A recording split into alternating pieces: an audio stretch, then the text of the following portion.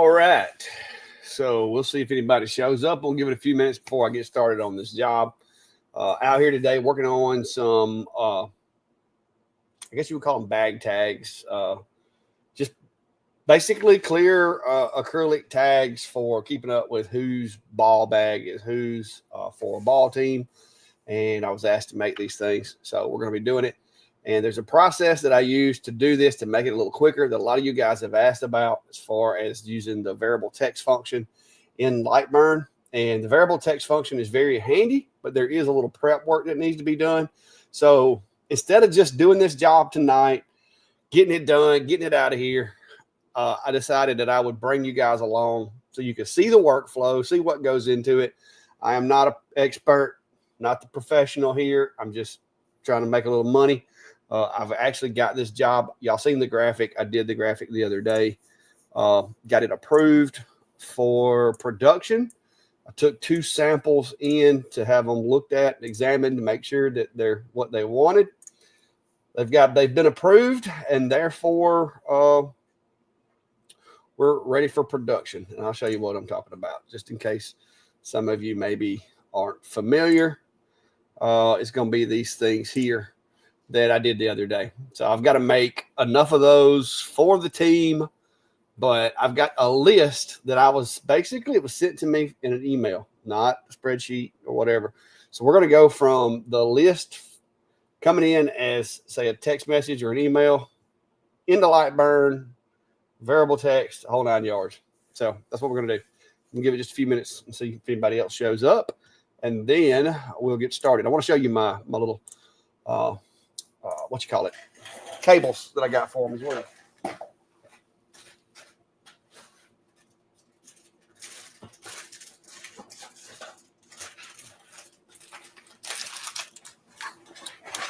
One of these I've already opened. There it is, because I tore the top off of it. But yeah, I bought these little cable deals, and Brandy opened them really easy, but they're a little tricky for me for some reason. I don't know why I can't get them open, but they just don't want to open for me. So once we cut these out, they're going to be made out of 3mm acrylic. These little cables here, they've got threads on that end, and then like a female end on this end. These go through there, and then the dog's trying to come in. The cats don't want him to. And then they screw together like this. And that's what holds the tag onto the bag. So there we go. Fluffy, what are y'all doing? Hi, behave over there. Dog's trying to get in. Cats don't want him to come in. She's over there hissing. But that's what's going to go on them. So once I get them all burned or cut, whatever you want to call it, engraved, I got to put this on there. But I got a whole bunch of these things I bought because I'm always needing them for other stuff. So I bought a bunch of them. So I got like 4 packs, and I don't think I'm gonna need but maybe 2 packs for this job. So should be plenty of leftovers. So what's everybody got going on? Like I said, we'll get started here in just a second. Not trying to drag this out. It seems a little hot in here today. It's 73 degrees in here. Hang on, let me turn my air conditioner off or on or something over here.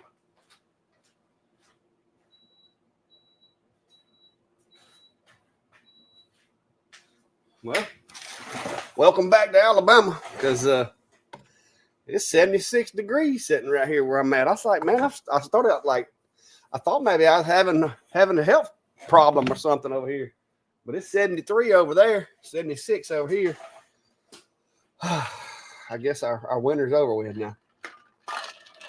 So what's up? Timmy B, David Allen, Chuck Peterson, Victor Simerson, David Studdard, Lakeside Custom Lasers, and Nipa Javeri, as well as Nipa. So, yeah, but we're going to be working in Lightburn today, and I will have the screen up here. So we're going to go ahead and, if I can keep the dogs and cats from fighting, we'll go ahead and get started because I got a lot of these things to make. So this is the one that I made the other day. I did this one, prototyped it out, took it to her, let her touch it, make sure that it was what she wanted. It is. She said that it's approved. So we're moving forward. I received an email. Actually, I received 3 emails that had all the names in it. All right. So this is basically to keep from sharing everybody's email address. I copied that over to a Word document so I can show it to you guys. All right. So these are all the names here. So once you receive those, we're going to pretend that this comes in the form of an email. Let's say that because I asked for an Excel spreadsheet from the customer, but they didn't have that. So I'm just like, just send them to me in text. That is fine. Reason number one, you want to get them in text. I done found an error on one of these names that I caught, and I messaged her and it's like, hey, is this supposed to be correct? And she said, no, it's not. And so I had to make a modification. Always get them to send you the text in email, text message, something, so that if you put it in the way that they send it to you and it is wrong, that's not on you, that's on them. Now, I try not to be a butt about it, but at the same time, I don't want to look bad if something's misspelled. I want to be able to say, well, I spelled it the way that it was, but we'll fix it. We'll make it better. No big deal. So that's what we wound up doing. So I've got the emails. I'm keeping those. And then I've got these texts here. And so what we're going to do is I'm going to pretend this is coming out of the email directly, even though I know I've put it in a Word document because I didn't want to share her email address with everybody. So I'm going to copy those. All right. What you're going to want to do is open up Excel on your computer. If you don't have Excel, you can use other similar softwares, Apple products or whatnot, Google Sheets, that kind of thing. But most everybody's going to have access to Excel, hopefully. All right, and so then I've copied from the email. I'm just going to hit Control V in this first little square right here, and that's going to paste all those names onto the spreadsheet for me. Now, the problem we've got moving forward right now is that all of these names, the name and the number is all in the same box. And I need it to be broke out in this design so that I can have the name extracted and put here, but I want the number extracted and put here. So that's a problem with the way this is laid out. So one of the tools that you would use to do this is you're going to go over here and select this first column where all your information is. And then you're going to go to data. And then you're going to go over here to text to columns. And text to columns, the way that it works is basically it looks for whatever you tell it in here to determine, where to break this up at. Now, typically speaking, you're going to go with delimited. Almost always am I going to use delimited. You can do it with this being the way that it is. You can do it two different ways on this one. You can tell it that a space is going to be your delimiting factor, which is going to, move it to here. But if you do that, there's going to be a couple of these double names that you're going to have to fix, which is not a big deal. It's still doing most of the heavy lifting for you. You can also tell it that the number sign is the delimiting factor. But then the problem lies that you've got to go in here and remove the number sign. And so to me, the easiest way on this one, the way this is laid out, the way this was sent to me, is going to be do it by the space. And then just hit next right here. It's going to show you what it's going to do. And you'll see that there's a couple of these that have two names that it's going to mess it up because there's a space between those two names. But there's only a couple. So I can, with one click right here, I can do like 95% of the work. Hey, that's a win in my book. So I'm going to hit finish right here. It's going to take and it's going to split these apart. Now, this one right here where it says 991, that's one of the mistakes that I caught. And I sent her a message and she said it's actually supposed to be 99. So we're going to backspace that out. And I'm going to hit save. Hold on. Then we're going to file, save as. I'm going to go to browse. All the way down into my laser folder. I've got a customer folder that I use for customer images. So we'll go all the way to that. All the way to customer name. And I'm just going to name this players. All right, and I'm going to save it as an Excel worksheet. I'm going to hit save. that's just to back up where we are right now currently. Let me get this text message. That's something from work here. That's no good. So the problem we got now is, even though it did 99% of the work, I got these two. You can see where it split it because of the name. So what I'm going to do, I'm just going to manually move this because it's just that much easier to do. And I'm going to put number 7 here. And like I said, I'm just manually moving everything over. You can copy, paste, cut, paste, whatever you want to do. But to me, this with these two, it's just going to be just as fast to just type and delete. And so now I've got all of them straightened up. Now I've got the names in the left column, the numbers in the right column. And I could even slide that together if I wanted to. So I'm going to hit save. That's saving the spreadsheet itself. All right. So now I've got everything to where I can kind of almost have it to the point that Lightburn can digest it. All right. So now we're going to go to File. I'm going to do Save As. Browse once again. I'm going to go into that folder. But this time I'm going to change it to a comma separated values, UTF-8. That's the one that I always use. You may can use others or whatever, but whatever. So we're going to save it as players. Hit save. Replace it. You are going to get this little pop-up basically saying you're going to lose some features. That's no big deal. Just say yes. All right. So now we've got this in a digestible format for Lightburn. So I'm going to go over here to my design. This is where the name, like, first of all, I got to ungroup all of this because I had it grouped the other day. So I'm going to go right here to where the name is. And I'm going to remove this. And because the name is in the very first offset, I guess you could say, of my CSV, I'm going to use the %0 as my indicator. But I'm going to go up here, like right here where the text tool is, where you have all this information. You're going to want to set the size of the text and the font and all that here. But over here where it says normal, I'm going to go over here to merge and CSV, and I'm going to change it to that instead of normal. All right. So the bottom one right here, I'm going to do the same thing, but I'm going to do the $1, or not %1.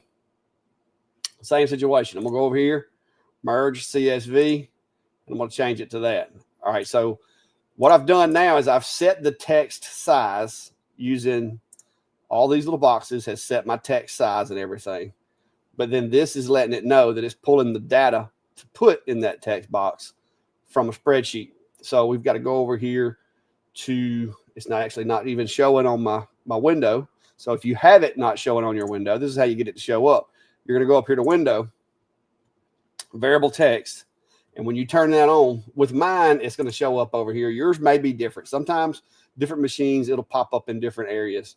So I'm going to go over here, and you're going to see right here where it's asking for CSV file. All right, I'm going to tell it browse. Go over. That's the wrong one. I don't want to use that one. I got to go to the correct folder. And that should be it right there. That's going to be the player's information. Hit OK. It's going to open it. So now this text should pull from that sheet. So each one of them is going to pull from the sheet when I line it up and hit it in there. All right, so I'm going to start at 0. That's where you want to start. With CSVs and with anything computer language, pretty much you're always going to start with 0, and the last number is 9. There is no 10. It's 0 through 9.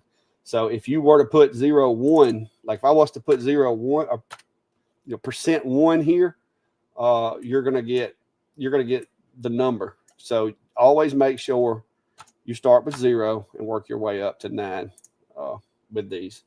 So there we go. So now we've got a lot of these things to make. All right. So we had, I don't remember how many it was. Let me go back in here, look at my folder. We'll pull up that spreadsheet and look at that.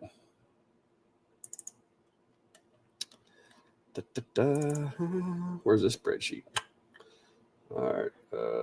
One of these is a spreadsheet. There we go. So starting at the top, going all the way to the bottom, we've got a total of 36 of these. All right, so I'm going to move this over to my other screen just in case I need it again. So we've got a total of 36 of those. I can't make 36 of them on a sheet of acrylic. I know that's not going to happen. I got my acrylic over here, but it's not going to happen. So what I'm going to do, just for file design's sake, I'm moving this out of my work area over here. All right, there's the file that we've got laid out. So I'm going to select it. I'm going to go ahead and group everything together. Probably don't need to do that because I know what's fixing to happen. I'm fixing to have to resize some text. Let me figure out which one's the biggest name because I'm going to need to put the biggest. This is one of the problems that you're going to. Well, let's go ahead and let me just show you. I'm going to show you what the problem is. I know what I'm fixing to run into, but I was going to go ahead and show you. So I'm going to do 12 rows, 3 high. That should give me a total of 36. I'm going to pull the spacing and everything together so that I can try to maximize my material. Let me just padding between edges, X spacing. I'm going to get myself 2 millimeters X and 2 millimeters Y. That didn't look like it took. But anyway. So what I want to show you now is I'm going to go ahead and hit this test button and watch what happens. Some of those long names, it's going to cause us to have to do some adjustments. So that's what we're having. See what we got going on? Several of these names, especially the ones that are 2 names, like was it Emma Grace right there? Charlie Bay. There's a lot of these names that are so long, they're going to exceed the limitations of the design. So because I didn't know the length of the names, I had to wait till I got them to go through this design. So there's a couple ways we can address this. So I'm going to go ahead and just back this out to where I've got one design. So there's a couple of ways we can address this. I can either take this little guy right here, ungroup it, and I can take both of my text boxes and I can drop the size of them down to say, we'll do 12. So I'll drop the size of those down to 12. I'm going to run me another one. We'll do perimeter alert driveway. We'll do 6 by 6, 2 millimeter padding, Y spacing. I can actually go on down because I've got them offset. Perimeter alert delivery box. And somebody's here, guys. So, all right. So now I've got that redone with a little different size font. So I'm gonna hit the test button right here. Well, actually, let's do the preview. Let's preview it. That'll work too.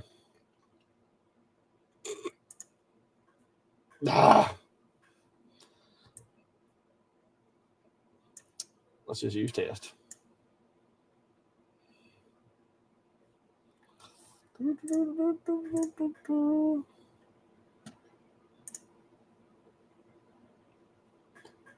All right, so now when I hit test, you can see, looks like all of the names are in there. I can also, if I wanted to, split these names, and I'll show you how to do that here in just a second. But I think that's actually going to work pretty well. Doing it that way, I am going to need to realign my text a little bit, bring it down, because when I shrank it, it's not exactly centered anymore. But that looks doable. It looks highly workable. But I will show you another way that we could do this as well. So let me back this up. So take that. I'm going to click that one, hold Control. I'm going to select the outer part of the shape. And I'm going to align this horizontally to get that text to center. So that should fix that problem. But another thing that we could do with our spreadsheet, if we really wanted to, is we could come in here and where these have 2 names, we could do the same thing again. We could basically insert a line there just to make sure I don't break nothing. So I could go right here, click this one. I could do the same thing. I could go over to data, text to columns. delimited, and then hit next. Tell it anything with a space, hit next. All it's going to do with those is it's going to split the ones that have two names. So what we've done now is we've got one box and then the two boxes. So we could do that and then come in here and change this to %0 up here, percent sign 1 and %2, and then have the first name and then the second middle name and then the number. But I'm afraid that I like all of them to be the same. And if I do that, what's going to end up happening? Like right now, if I hit test now well, I haven't exported that, but it would, what it would do is it would put the first name up here, the middle name in the middle. But seeing how there's only two of them that actually even have a middle name, I think I like going with the whole making the names wider. I don't think I want to change anything up. So we're going to go through here. I'm going to do this one more time just to make sure I've got it as big as I want. So we'll do 6 by 6. Okay. Also, when you're doing that, make sure you've got the auto increment variable text turned on. I forgot to mention that earlier. You're going to want to have that on. If you don't, it's not going to work right. So we're going to put this the page center. Let me zoom this in where we can see a little bit better and test. So yeah, if I go any wider with my text or any larger with my text size, guys, if you'll notice, Emma Grace down there is going to get a little bunched up and crowded. So yeah, I think that's going to be about, it's going to be about as much as we need to do right there. I think the text is going to be fine with those. I do want to go back and look and make sure 36 is the correct number. So I'm going to look at my spreadsheet, just make sure I've got enough to do all of them. Because what I'm going to do is I'm going to duplicate this out, and then I'm just going to break up the image and burn them that way instead of trying to keep track of which ones I've done and which ones I hadn't. Because I'm telling you, you can mess yourself up and recreate things that you've already done doing this, because I have. So yeah, we've got exactly 36 of these, as you can see. The last one is going to be Charlie Bay. Now, I have already done one of these. Was it Maylee? I think it was, maybe. But since she's already got them, whether it's in here or whether it isn't, I'm not worried about it. Those were my prototypes. I've kind of worked that into the cost of this job, so I'm not worried about it. I'm burning the list as she sent it. So we've got 36 on the list. I got 36 spots here. When I hit test, Emma Grace is the last one, starting on 0, going to 35, which is a total of 36. So we're good to go on that. Also, when you go to preview, it'll show you what the names are and everything in the preview screen. So just FYI. So what I'm going to do now is I'm going to have to break these up. Ungroup that. So I'm going to break these up into sections, if I can, if it'll let me. That's my plan anyway. Oh, my graphic. Hang on. Do it this way. Now I'm going to leave the holes. Yep, that's going to leave the holes. So I'm going to have to get the holes separate. Might have been better off tracked them and just done 2 separate cuts. All right. We group those with those. Now hopefully I can move them and get the holes to go with them. Yeah. So there we go. So that ought to give me enough to do that section. And then I can do that. Well, that's going to be a pain. All right, let's back this up, guys. I'll show you how to use the other part of this. All right. So we're going to do less at a time. So we're going to start with 0. I'm going to do the array. because I'm going to just try to keep it in the work area this time. I don't want to get too big with it. We're just going to do as many as we can do in the work area at one time. So I'm going to start with the array, starting with 0, of course. And so I'm just going to stack my columns in here. And I'm only going to put as many as I can fit in the work area to that way. That should be 12. So there's 12. Hit OK. We're going to put them in there. So now, if you look, it's only doing the first 12.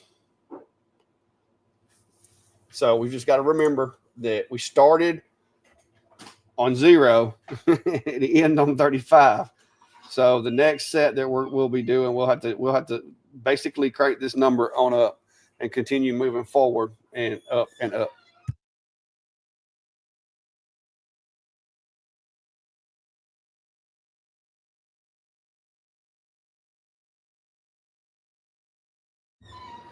Well, Brandy's home. So got that one laid out. Any questions? All right, so we're going to get the machine. I've already got it loaded with some acrylic from a place that we will not mention. They don't have an affiliate. Who doesn't have affiliate accounts these days? But anyway, so there's our acrylic settings. I have not tested this material with these settings yet. So I think what I'm going to do, I think we'll be fine. Let's go for it. No guts, no glory, right, guys? So even though I haven't tested the material, we're going to go ahead and set this up. So if you ever want to know which ones you're doing, this is something that I will show you this little trick, because I too have replicated parts that did not need replicating because I couldn't keep up with it. So you can see here, I've got Emily all the way to Sammy being done for a total of 12. So little cheat, take your spreadsheet. Well, see, there's a problem right there. It's supposed to be Abby, not Emily. Why are we? Oh, never mind. Abby. Okay. Shoosh. So it goes up. I forgot. So Abby to Sass. So we're going from Abby down 12 to Sass. All right. Marking them as done.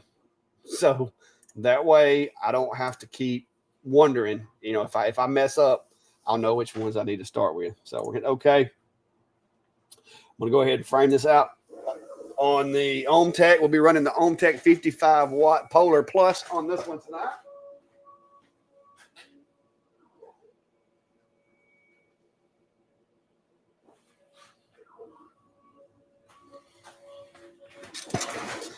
Yeah, the material I'm using is basically the size of the work area. So not a whole lot of way of messing this one up. So I'm going to rock the module out here in the middle of the work area a little bit. Just because. And then I'm going to hit the focus button just to make sure we are focused. Pretty sure it is. But just in case. All right, now I'm going to send the job over to the machine.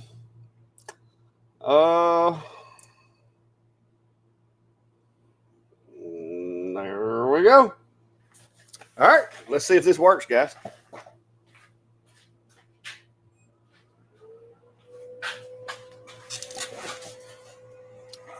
I hope I got my, I hope I got my feel above my cut.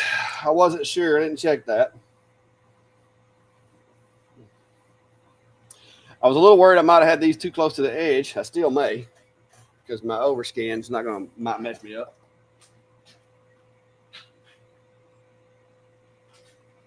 And I do. I don't understand. I got my overscan too high, so it's not going to run like that. So give me just a second. Let me. I need a bigger machine. So here we go. I might take some of those out. I might take at least 2 of those out. I've got the speed set so high that with the overscan, it is it's not want to run those.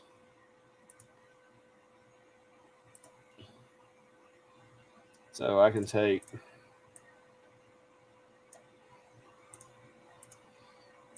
should be able to take that one.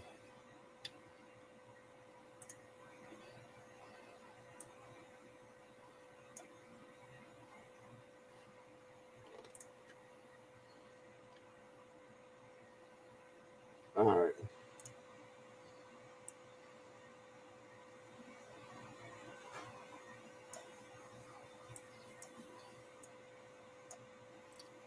Yeah, one of these days I'm gonna get me a bigger machine so I don't have to worry about this. But that's what's happened is I've got the overscan. I've got the speed set so high that the overscan is, and I don't want to go messing with the speed. But I mean, I am running it at 600 millimeters a second. I'd rather it be fast. I can always go back and use these little scrap pieces later. So let me see what happens here.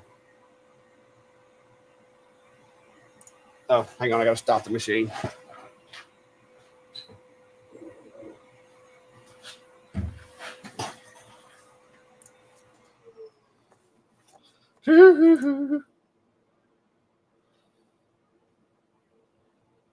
There we go.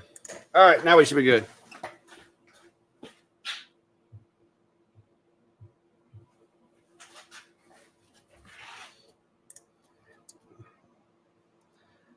Come on.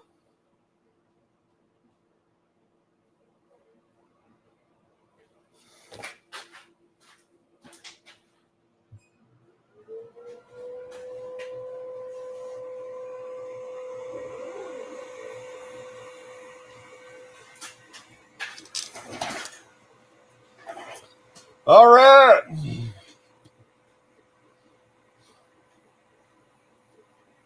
Yeah, I'm just gonna look at them when I go through the next time, because since I took that one out, it's probably gonna omit it, but I'll fix it once I see which ones. Matter of fact, we can actually go to preview. Let's see which ones it did and which ones it didn't.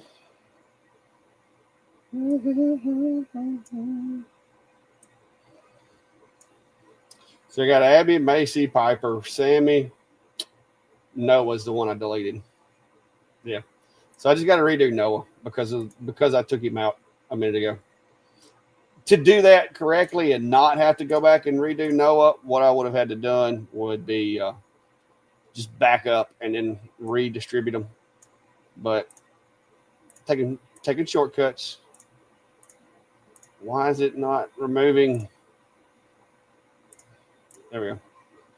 So yeah, when I deleted that one because I didn't go back and then re-extract from the spreadsheet, it took Noah out. But if you look, I got Emma Grace, Aurora, Madison, Emily, Stevie, Emma, and Sass are still there, so we're good. But we'll let that run for a few minutes, and we'll check back here in just a second. So, it's clear acrylic. I'm hoping it works. It's a different kind than what I normally get. I got a big stack of it over there. I'm trying a new material out, so I'm hoping it works. That is a cat. That is a very plump cat.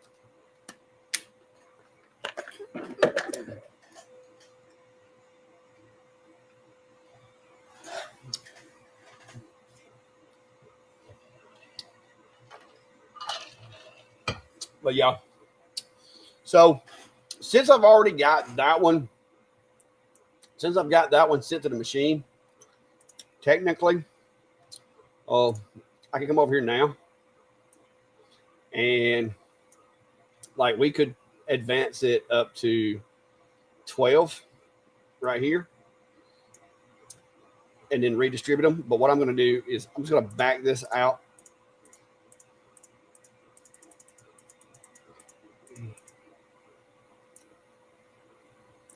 All right. So we go right here. Variable text. I'm going to move this up to, I think this one needs to be 13.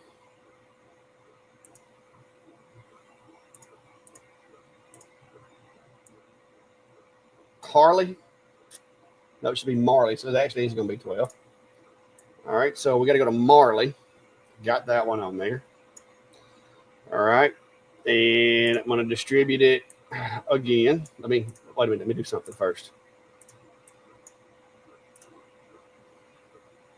Since I messed up my rhythm a while ago. So we'll do 3, 2, 2. So that should get me Marley, Harley, Laurel, Aubrey. Yep. See, Ava, Kiera, Kinsley, Chloe. There's a lot of these new names. So that'll put us up to 21 on the list. I'll pull my list down here and show you guys. So with this little run right here, if I need a bigger screen. With this little run right here, that's going to get us all the way up to, if you look at the top right, that Kinley or whatever that is. That's going to get us all the way to there. So I'm going to go ahead down through here. I'm going to mark those and put those highlighted. Now, still got Noah, number 5. So what I'm going to do is that one that I copied a while ago.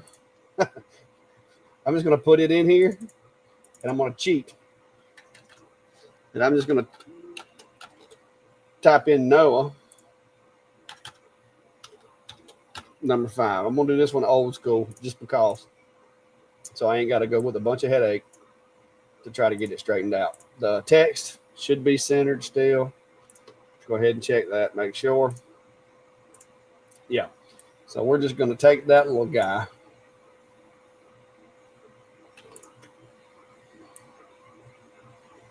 I'm going to drop it in there. And I'll send it with the next batch. And then when I undo and delete and all that, I'll be caught up. So I got Noah worked into there. Go ahead and add a little mark to his as well. So right now there's not a whole lot to see. That's the machine running. It's just sitting over there going back and forth. It's going to be really dusty with this acrylic until I clean it. So that's really all there is to it. It just back and forth, back and forth. Once it gets the engraving done, it will go around, cut them out. I'm hoping that my settings are correct for this material. Like I said, I did change acrylics for this job because I didn't have enough of the other stuff to finish it. So I ordered like 13 sheets of acrylic from a different provider.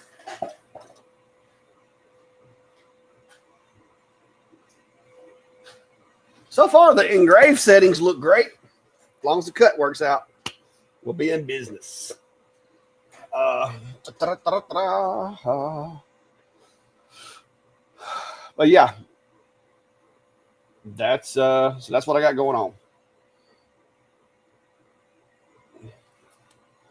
Let me see if I can get my handheld phone camera to work.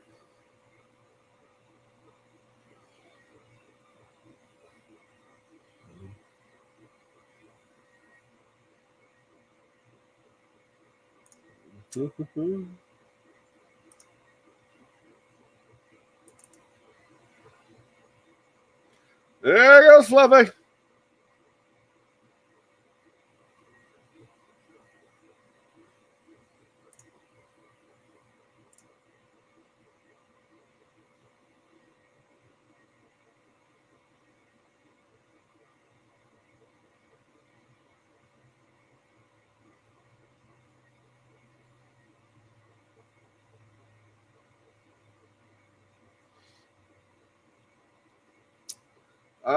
Could I do this on my yeah, David, as far as the text, the variable text, it works with any machine that uses Lightburn.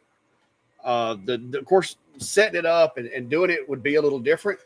With the Omni, the one thing that, well, matter of fact, while we're waiting on this to finish, because it's still got a long ways to go. See how, yeah, it's got quite a ways. It's working on the second engrave. So we will, let's go over here, new window. All right. I'll open up the Omni 1. So the difference would be I'm going to import that particular image just to show you. That way I can use the spreadsheet and everything.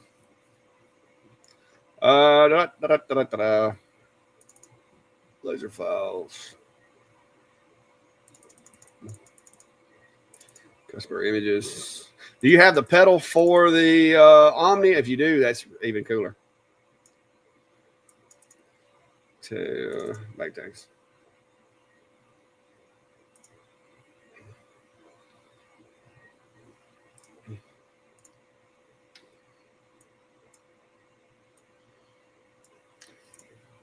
All right, so okay, so if you got the button, that'd be really cool. So let's say you had this in here. So we're going to do the same thing, but I'm going to go in. I'm going to modify this one. So we'll put this one in as $0, just like we did with the other one, or not dollar. I don't know why I keep calling it %0 and %1. All right, I will redo the text because we did decide that 12 was a little better to go with earlier. Change those to 12. All right, now here's the tricky part. Click that. Make sure you go over here, do the merge CSV function. Same thing on that one. Instead of normal, you're going to want to go to merge CSV. All right, we're going to go to shape. Well, wait a minute. I need my variable text function. I got to get it unlocked over here. Go to variable text. I'm going to click auto advance right here so that it automatically goes forward.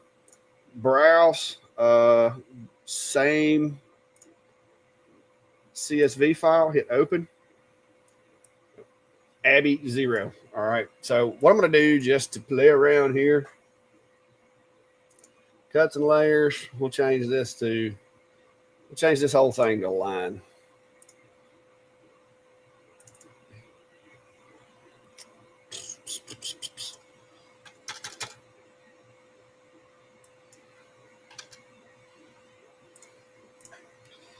All right. Let me find me a piece of old material.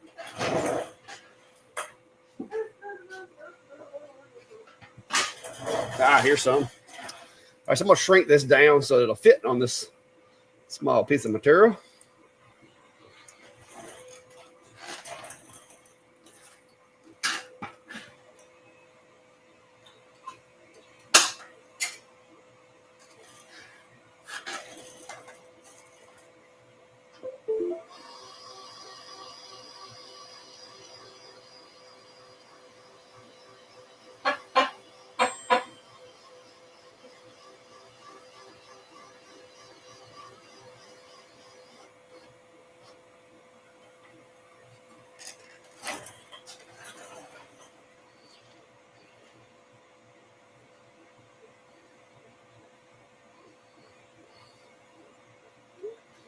All right, so let's see where the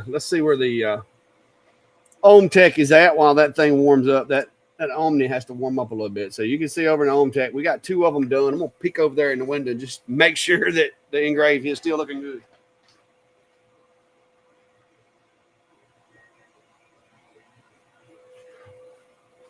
Oh yeah, that's looking righteous. If I wanted to leave that paper on there, I could have got a nice little paint job on those too. But all right, so let's get back over to the Omni. So I've got the Omni set up. Let's see if that camera still works today. There we go. Yeah, so I got the camera set up on the Omni also. So you're looking at the screen here.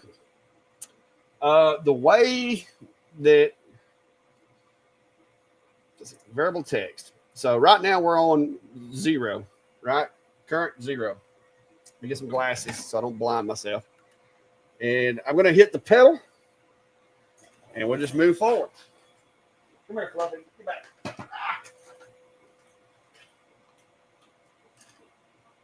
All right, you can see on the screen right there. Uh-oh, hang on. Rotary still turned on. Stand by. Rotary is now off. Get down from there, cat.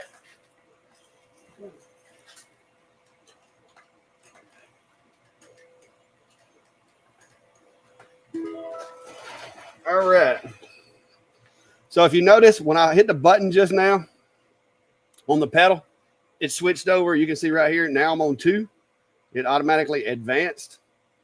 So If I hit the preview button again, let me get it where I can see it. Now I'm on Piper. All right. So make sure no cats are anywhere around because they keep running up. So now I'm going to hit the button again.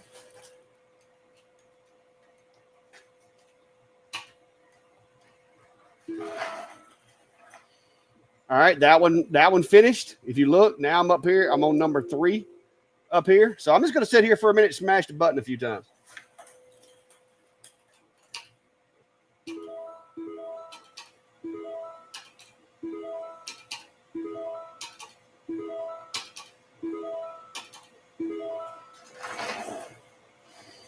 So there you go. See, now I'm on number 11. So if I close that out and we hit test now, so I'm on SAS. So with the Omni, yes, you can do the same exact thing.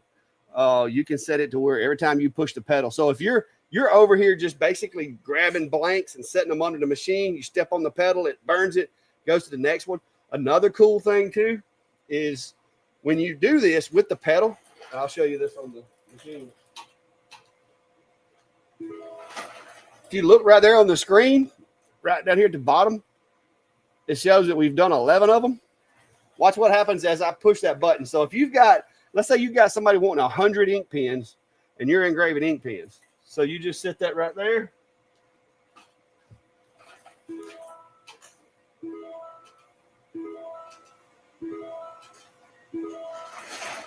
So you can sit there and run them, and it'll actually count them. That way, if you lose count how many you've put in the box, you got a number right there. So, yeah, but that's how it works in the Galvos. But any machine that you have Lightburn operability with, you can use that variable text function, and it's really handy. Like when I do name tags for May's events, she'll order like 100 name tags. They'll send me the names in a CSV, in a Excel spreadsheet.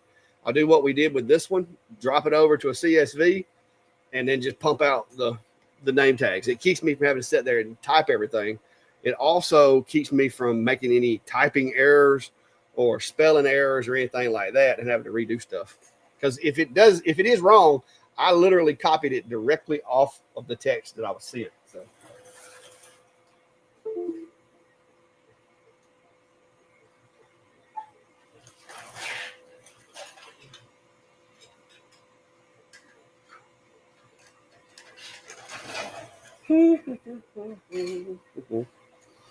But yeah.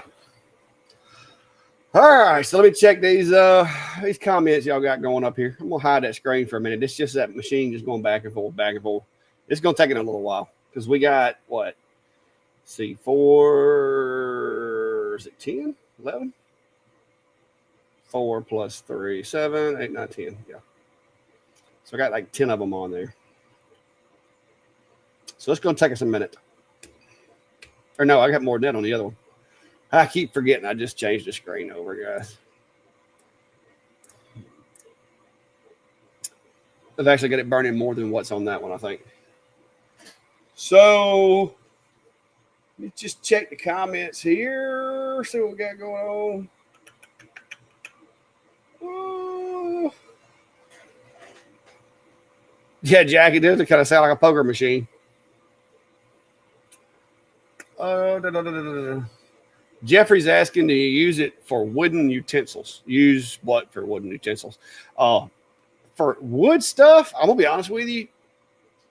The F1 Ultra does a good job with wood because the blue laser is going to do a better job with wood than the UV will, unless you're going for like a really. I mean, you'll get a really clean finish with the UV on wood, but personally, if I'm burning wood, I want it to look burned.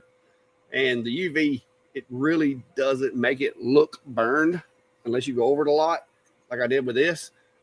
I went over this a lot, but I could have had this same or similar effect with the Ultra a lot quicker. So sometimes the blue light's better than the UV with wood and stuff, in my opinion. David Mason said the glass you done was great. Thanks. I did actually did what? 24 of those last night. dropped them off today. They were very happy and got paid for that one. So good deal. Got a little jingle in my pocket, a little money to keep the lights on. They'll pay for this material that I bought on this other job that I got going on over here today. But yeah, but this is there's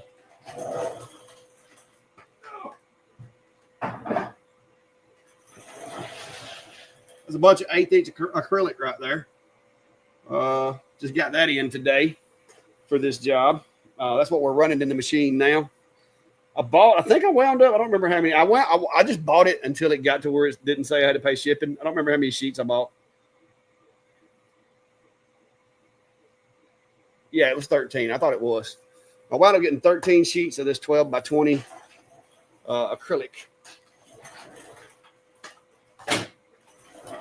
Because I wanted to be able to do all of these bag tags out of the exact same material. It's just my OCD. I had some acrylic right here, but it's a different brand, and I only had 2 more whole sheets left, so I decided to just order some more.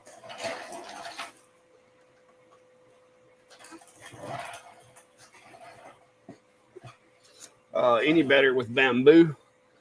I like the results I get with the diodes, and even the Omni, the Omtech. I've actually got the Omtech doing really good on bamboo now.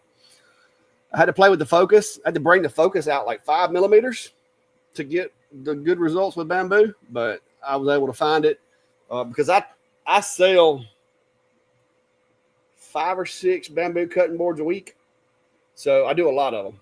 I just ordered 3 more cases of the bamboo cutting boards last week because I'm down to, I usually try to keep at least 36 cutting boards on hand, and I think I'm down to like 5.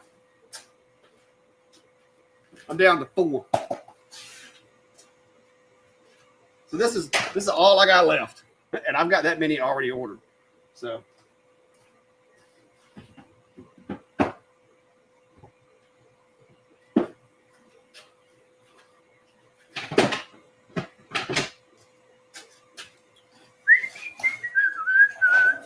let's see what the machine looks like over there.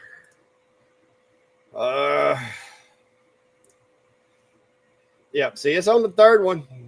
I've got the LPI pretty high, but I really like the way that it engraves with these settings. I could probably do this acrylic with less settings as far as the LPI, but it just looks so cool when I get through with it, and I like it. So that's the settings I've been going with. Jeffrey says I have the MK2 20 watt. Yeah, the Rolly does a really, really good job with bamboo. I will tell you the secret with the Rolly: raise the focus up about 3 millimeters. Bring it out of focus about 3 millimeters. Run your LPI at about 200 to 250 or so, and then just play with the speed. And you'll find that you get really good luck, really good results with the Rolly. MK2 does a good job with it. The longer 30 watt, I haven't tested the 40 watt doing it yet.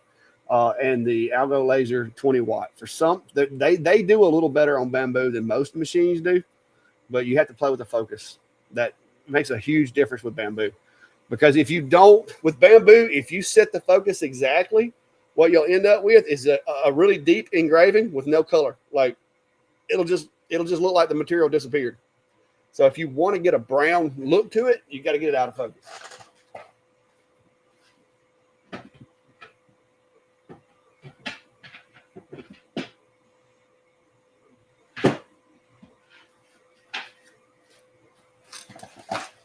So, like so, you can see here, this is where I was doing, I don't know if y'all saw my video or not, where I was testing the Polar, trying to come up with the right settings.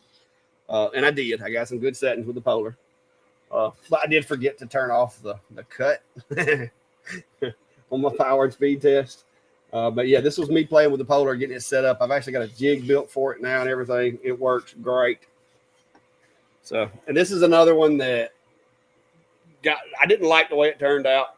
So it got thrown over in the to be used for testing pile because the back's still good. So, yeah. Hey, let me show you some other material I got today.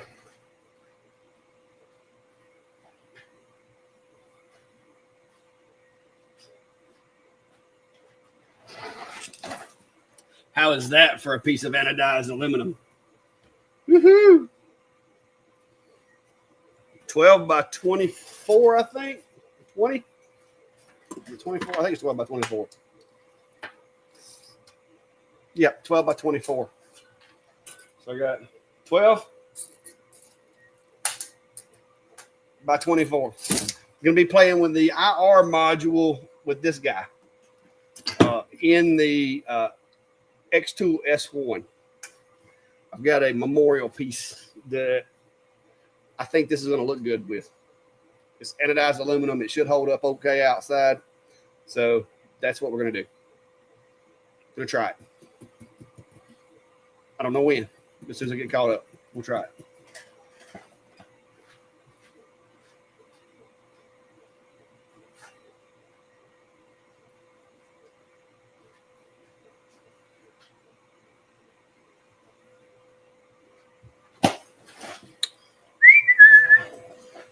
David Mason says he sees I have 244 left. Yes. I think I updated that when I got home. Pretty sure I did. Yes. That I do. So any questions while we wait? Because at this point, guys, I'm really not teaching you anything, so I don't want to keep you guys all night. I just was going to share the tools that are in Lightburn are really, really helpful. And not having to type all those names in makes a really big deal. The biggest thing, like I said, is to make sure your spreadsheet is accurate and you got your information where you want it. But you then just kind of do a pre-fit and make sure that the text size, the font size, you want it to be as big as your longest name or biggest name can handle, and then go from there. So yeah, it's fun. It's interesting. I enjoy it. And like I said, I've got these. I think, what did I tell her? Like $12 a piece for these things. It's a friend of mine. It's for a little league team. I didn't go crazy with it, but I think I wound up telling her I'd do them for 12 a piece. Yeah, I'm pretty sure that's what it was. I'll have to look back, but yeah. So with this file, the material, the way I got it laid out, it's not going to be bad. I will definitely get my money back for the materials and a little something for my time. So, Jeffrey, it really depends. I used to do mostly just wood stuff, and I had a little place here nearby that I would buy plywood from, and occasionally I go to Home Depot, Lowe's, whatever. Basically, wherever I can get it the cheapest is, that's what I'm going for. Like with this, because she wanted so many of these things, and I didn't have that much clear acrylic on hand, I did reach out to a different company just to try some different materials. I do have my buddy Tim that runs a trophy shop here in town. I can purchase materials from him at times, but I try to find outside sources that you guys can use also and test it and make sure that it's good and all that. So, but this stuff I got here, I actually ordered from an online company that's fairly popular, but yeah, I'll let you guys know how it works out. But,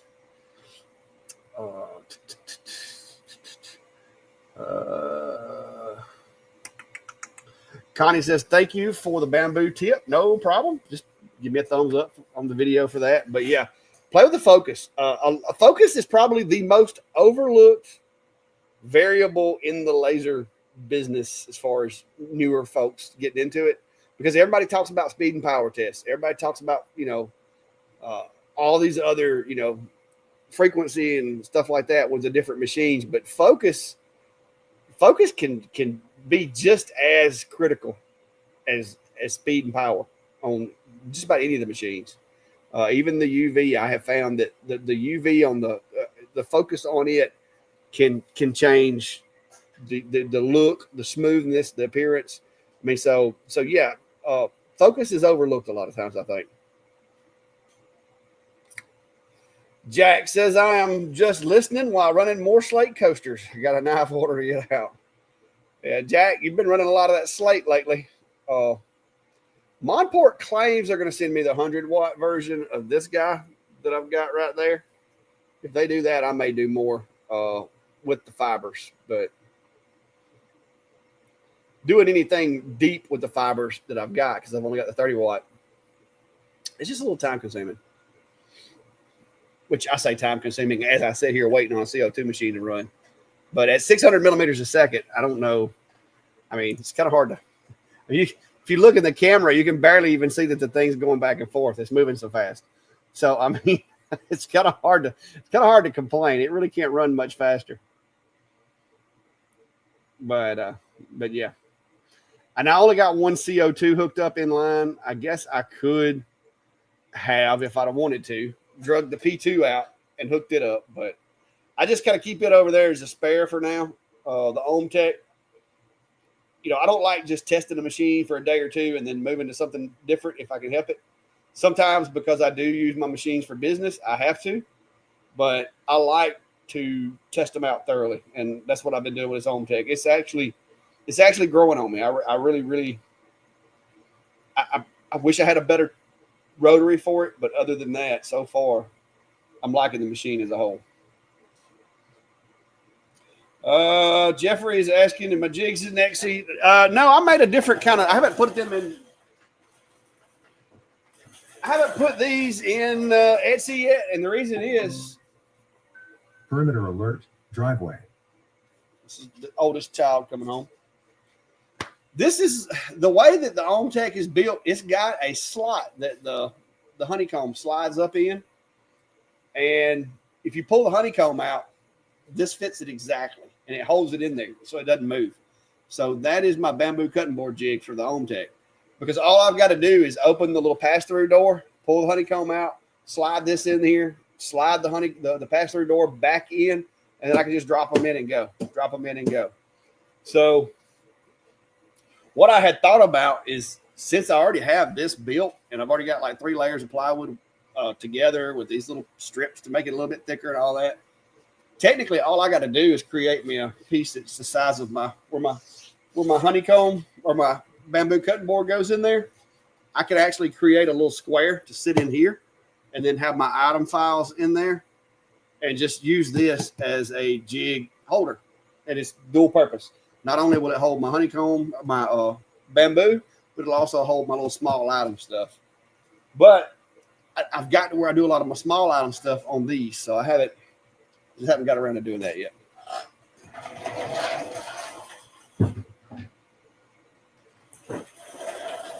Too many things that I want to do, not enough time to do it.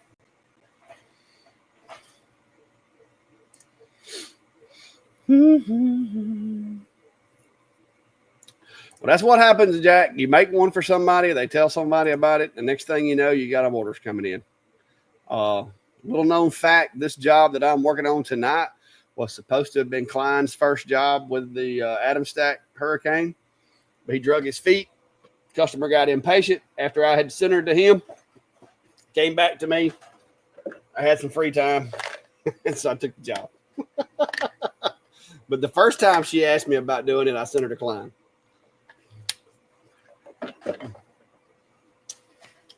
He's got another job he's supposed to be doing for her. If we don't get it done, she'll be coming back to me wanting me to do that one.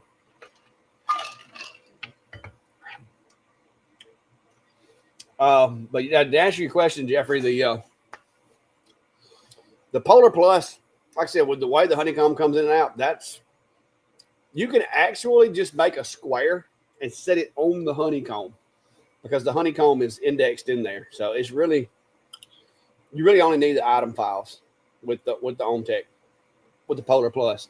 I wish, and I may do a slight modification to mine to make sure the honeycomb can't move. And what I'm thinking about doing is taking a small, tiny drill bit where the honeycomb slides into that little slot.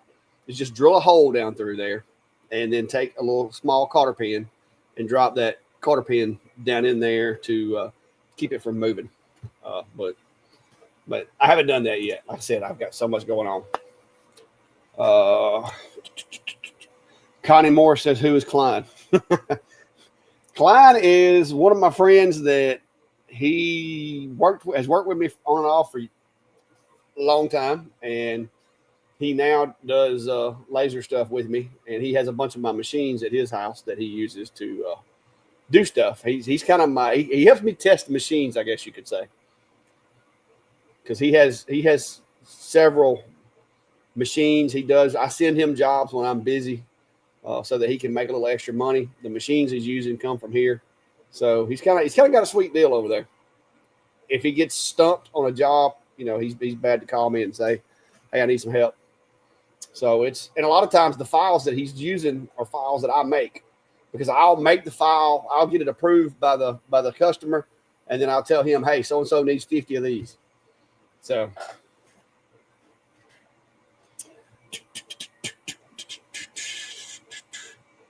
all right, well, I don't want to keep you guys on here. I was going to let this batch right here finish. So what we'll do is I'll let this one frame of them run, because that way you can see the end result, and then we'll load the next file, and then we'll call it done. How about that? Because I don't want to make this video too long. I wanted to show you guys on this using the variable text. Like I said, it is very, very useful. But waiting on these to get finished is taking a minute.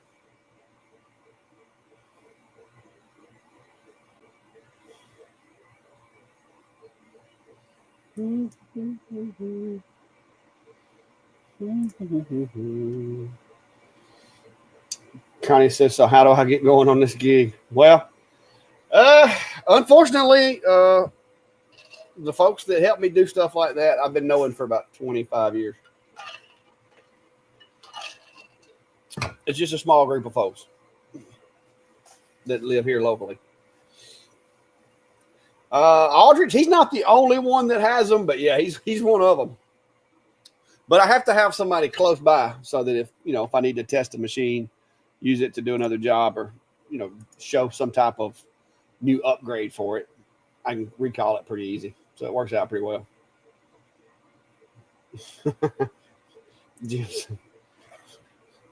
Jim said he's glad that he wish he had the problem with orders coming in. Well, Jim, the thing is between because I have the stove covers and cutting boards and stuff that I do.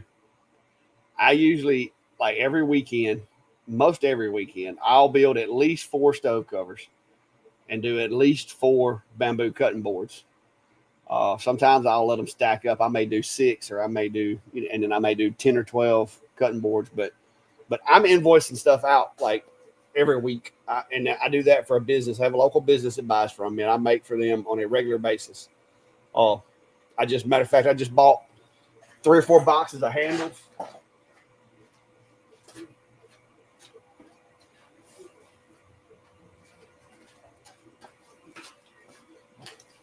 Like, these are handles.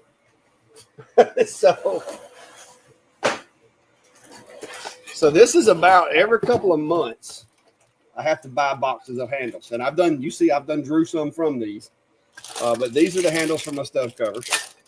And so I have to buy those. I just re-upped on these because I was getting low. So that's, I think, 36 handles a box. I think what it is.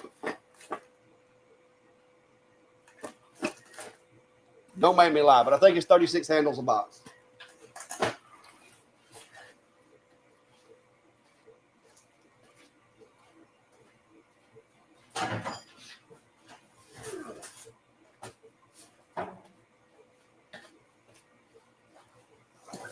I've also got this job I got to do. So I'll show you what this is. It's ridiculous.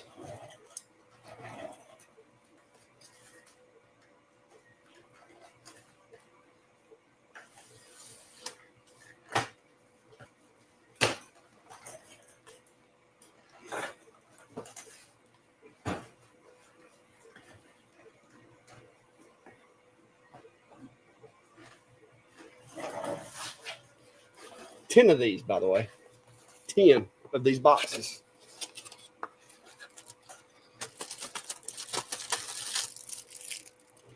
Ink pens. So these are black ink pens with like a silver little line down them. Got 10 boxes of these guys that I've got to batch out. These are going to be, I give pens away when I go places. So I know I got one of my blue ones around here somewhere. Yeah, this is a test pen. But this is one that I did for the Chamber of Commerce. But yeah, so I put logos on these guys. This may have a Clack Shack on it. Yeah, this is one of my old. Like this one got messed up. I didn't quite get it on there like I liked it. But yeah, so 10 boxes of these I got to do at some point.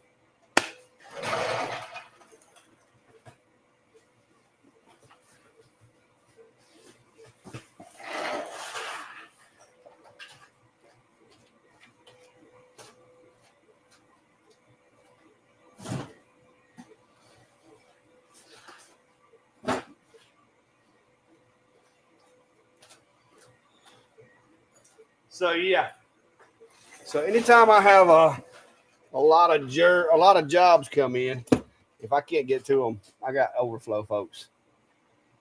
So does Lightburn give an estimate on job length? I see preview, but nowhere else. Preview is going to be about the best place, Jeffrey, but it's going to depend on the settings that you use. There are settings that you have to put in to determine the outcome of that. Well,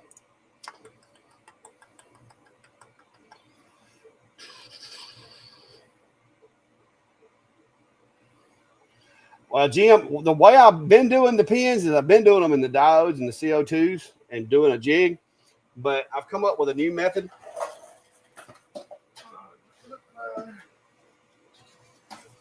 So I've made this little guy right here, and I'm going to do a different kind of jig with it. So basically, I'm going to have a rotary hold it like that. I'm going to try to set it up to where it turns this way, maybe. And every time I hit it, I don't know. I don't know exactly how I'm going to do it yet. Because I would like to use one of the galvos because it would literally be like zip, done, zip, done. But I'm trying to figure out if I want to do like 5 or 10 at a time, one at a time, or how. So we'll see. But I may try to use this. Don't know.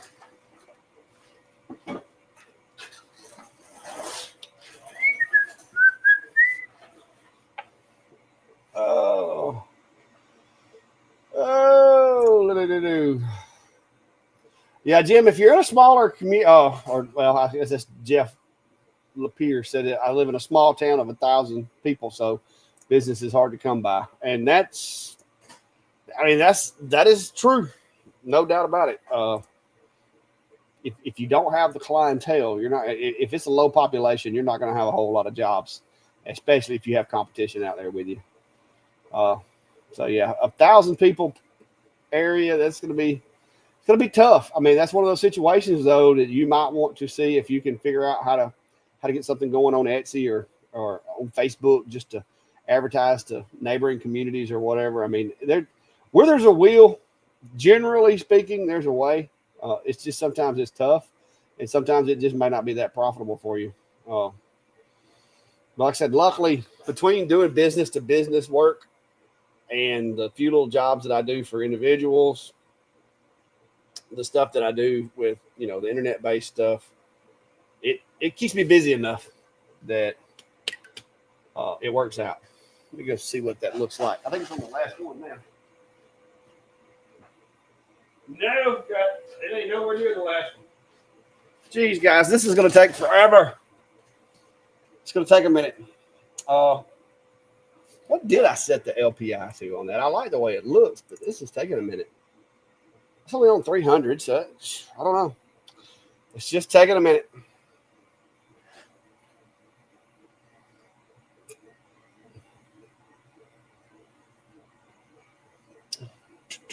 Yeah, Jack said most of this stuff comes from Etsy. So Etsy's one of those places that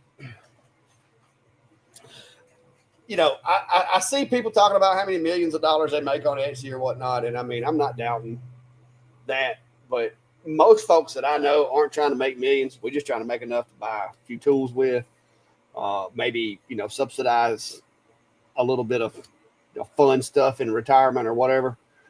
Etsy can do it. It is a struggle. You got to get in there and you kind of got to get into the stream of things, but I feel like it's doable with Etsy. I don't do a lot of shipping and everything because I'm just too busy with my day job and everything else I got going on. But in a few days when I actually retire, if I have the time and my finances aren't where they need to be, then I'll lean heavier into Etsy to try to get my revenue up where I want it, if that's what I need to do. I don't know what that's going to look like yet. Still waiting to see. But before I sit back and go broke in retirement, I'll lean more into Etsy as far as like physical products and stuff instead of just digital stuff.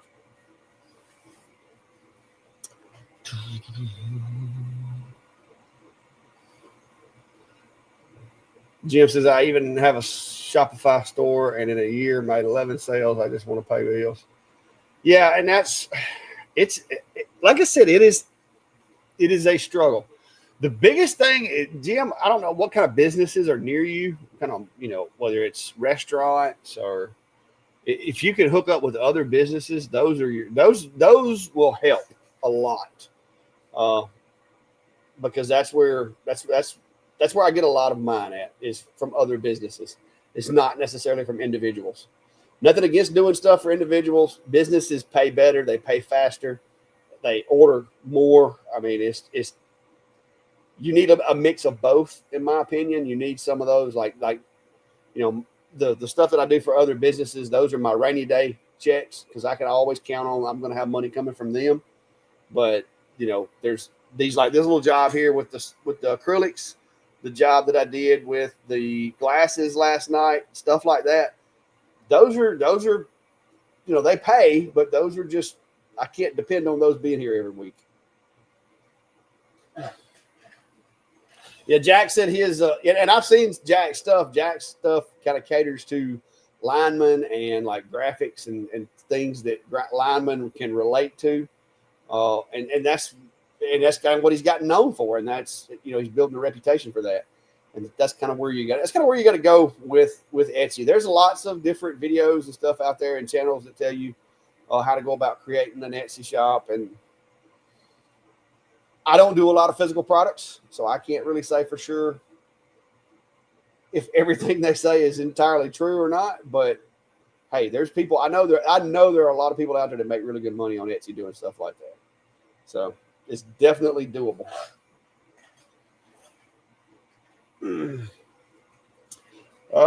Jeffrey says, I enjoy working on things I like. We have a store with home crafters set up. Came off a grant for the chamber. So far, it pays a little money. Yeah, it's if you enjoy it, that makes it easier. So, and that's what I do. And like I said, I have found ways to subsidize most of my stuff. So. News fan, I do not pay to advertise on Etsy, but the reason is what I'm selling is digital files. They're cheap. I don't make a whole lot off of them in the beginning. And I am my own advertisement. I am my own marketing. YouTube, what advertising I get through YouTube, that's what I do. When I retire, like I said, I may try some things different, but for right now, that's what I don't pay for the extra advertising. I don't think it's a bad thing. I think if you're just starting out, especially, and you don't have a YouTube channel that has a decent following or whatever, it's not a bad idea, especially to get kind of picked up and get in the stream. If I start selling physical products, I probably will. I'll probably pay pretty heavy on the front end just to see if I can get it flowing good. And then if it gets flowing pretty good, then I may back down. But yeah, if I ever go to doing a lot of physical product, then yeah, I would probably pay for it. But doing what I do right now, I don't.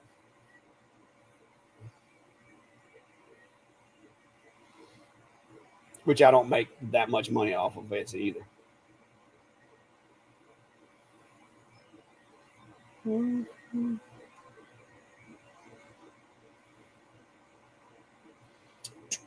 What's up, Clown Dot? What's up, man? Sean. I don't want to tell on you. But guys, y'all missed it if y'all wasn't watching Sean's video yesterday. It was fun. It was eventful. I'm hoping not to recreate that, Sean.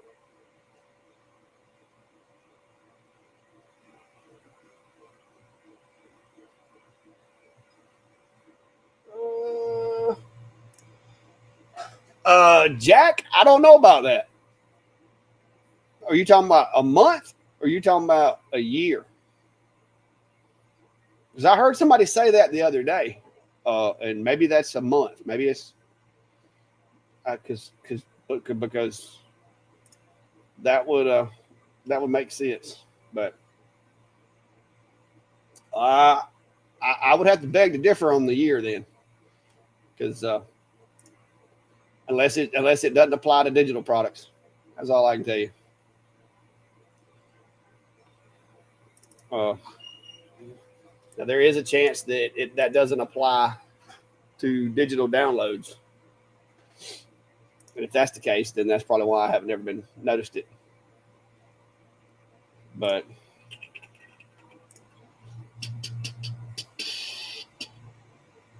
yeah, because like I said, I do sell on Etsy and I do make money on Etsy.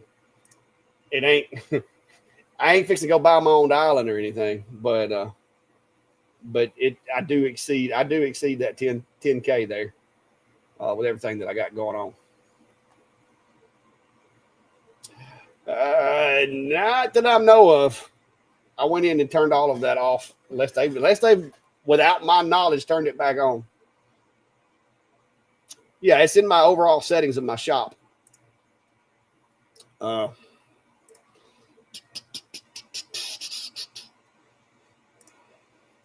It's called offsite ads. And no, I don't. I'm sitting here looking at it. I don't pay that. So, but it may be because I'm not.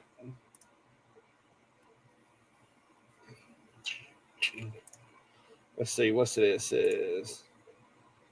Last year.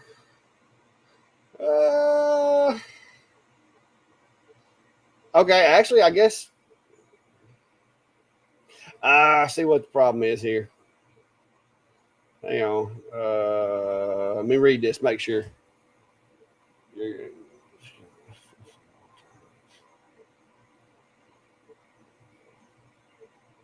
Oh, okay.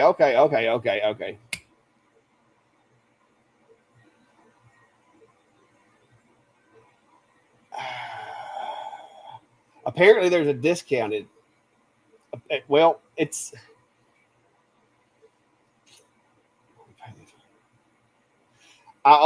I only pay a fee if somebody purchases from the offsite ad.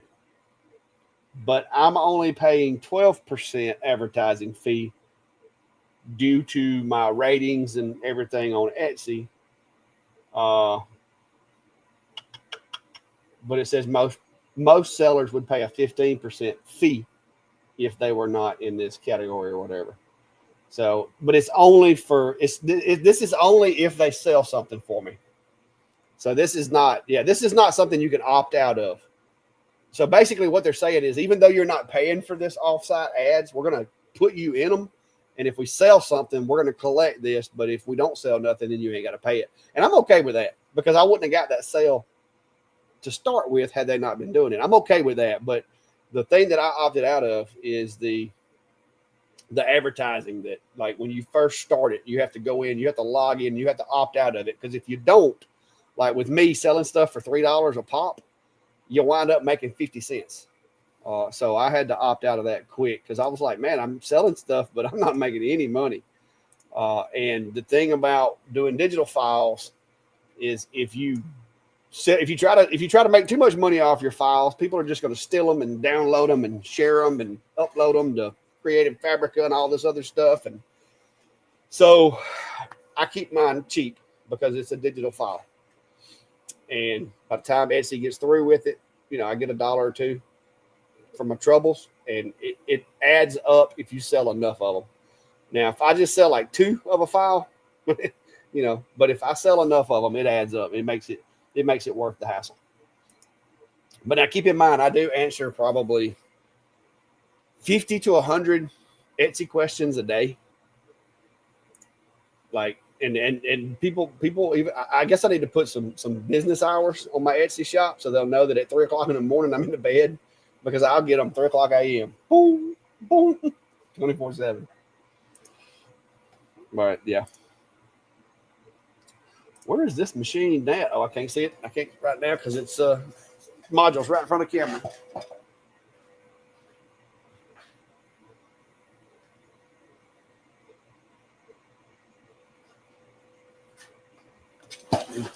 All right, give me just a second.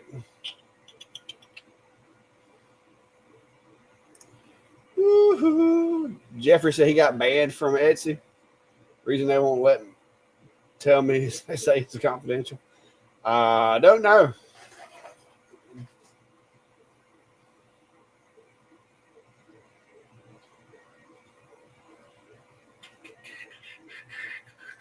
But I haven't, like I said, I haven't changed anything on my Etsy shop other than just adding files in the past. I think I've had the Etsy shop close to 3 years. I started it. Like, I started my Etsy shop before YouTube was even a thing. Now you got me wondering, when did I start my Etsy?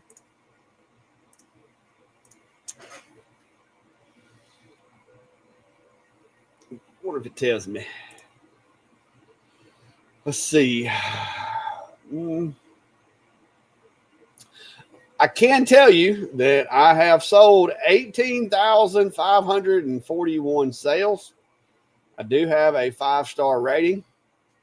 I've been a star shop or whatever every month since I've had my Etsy. I don't think there's ever been a month that I wasn't like a star seller. I've got, let's see how many reviews we got here. I've got 2,531 reviews with an average of was that 5 stars? So yeah, it's been around for a minute, and I haven't done anything with it in a while. As far as, I probably need to update some of the stuff, but my stuff's just all it's all like it is what it is. I'm not overly fancy, but yeah. So that's mine right there. If you're ever looking for it. Like I said, 18,000 sales. I feel like that's pretty good for, Alabama redneck. But there you go. And it don't tell me when I started it. I might can look back and see.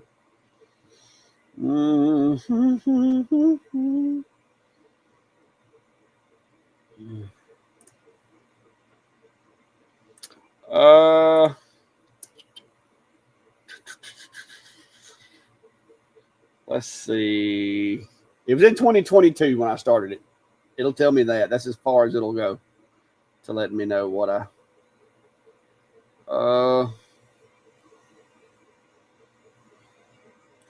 yeah, it was in 2022. So that's all I got.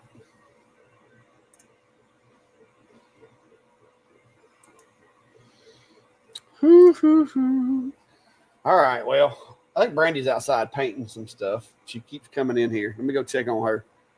Make sure she don't need my help. Oh, everybody, here she comes. Hello, hey. You need my help? Let me see what you got. You gonna come show it to everybody? I don't know if they want to see it. It's just a message. Yeah, no, that's interesting. Let me see it. I'll show it if you don't want to show it. That's not the right flowers. This is what she's out there doing. She has some gold spray paint. Are these actual? Yeah, these are actual gold jars, aren't they? She's got some ball jars, and she's putting.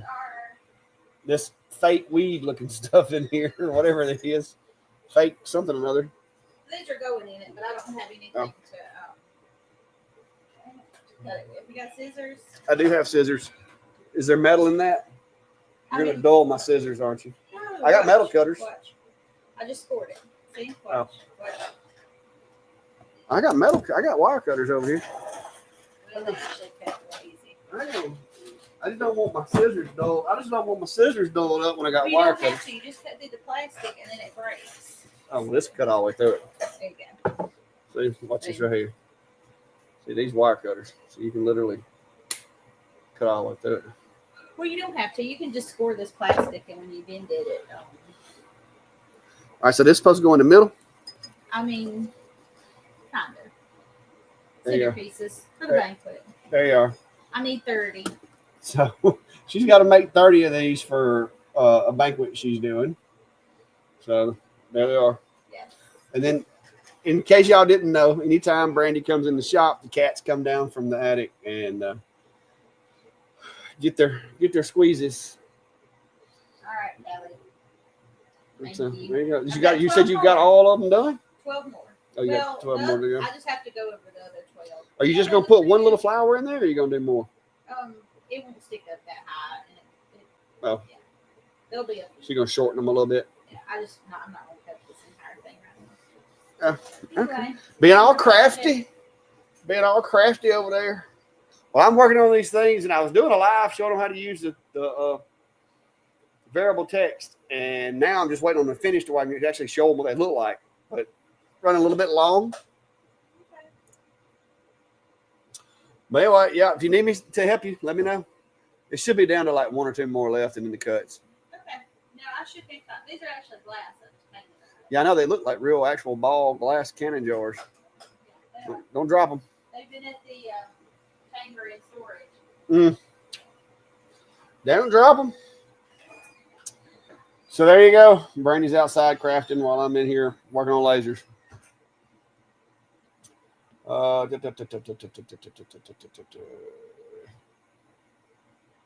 Let's see.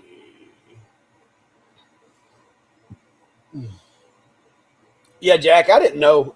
The only reason I started mine in the beginning was because somebody had seen one of my designs on a Facebook group and was like, you should put that on Etsy and I'd buy it from you. I was like, okay. So I put it on there. And yeah, that's how it started.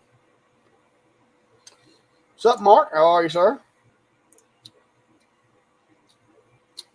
Let's see how the machines are going. It's still getting it. Still getting there.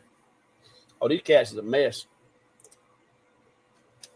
These cats will irritate the horns off a billy goat.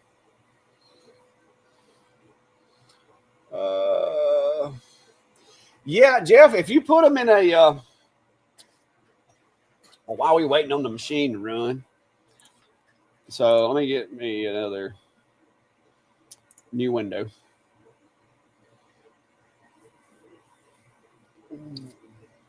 So yeah, you can pretty much anything that you want to, like if you have a random sayings, like let's say you're doing bottle openers, like you said, spoon handles, whatever it is, and you've got a file built, you can use it. If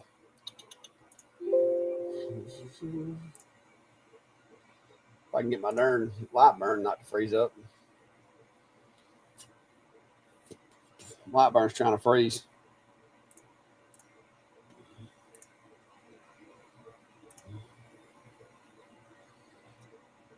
Might should have done that update when it told me to.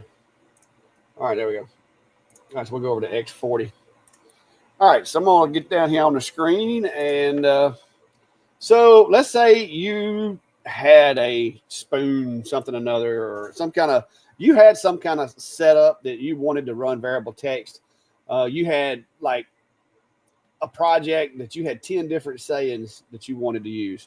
So what you would do, go in here, create you an Excel spreadsheet, and like we could put like life is a beach.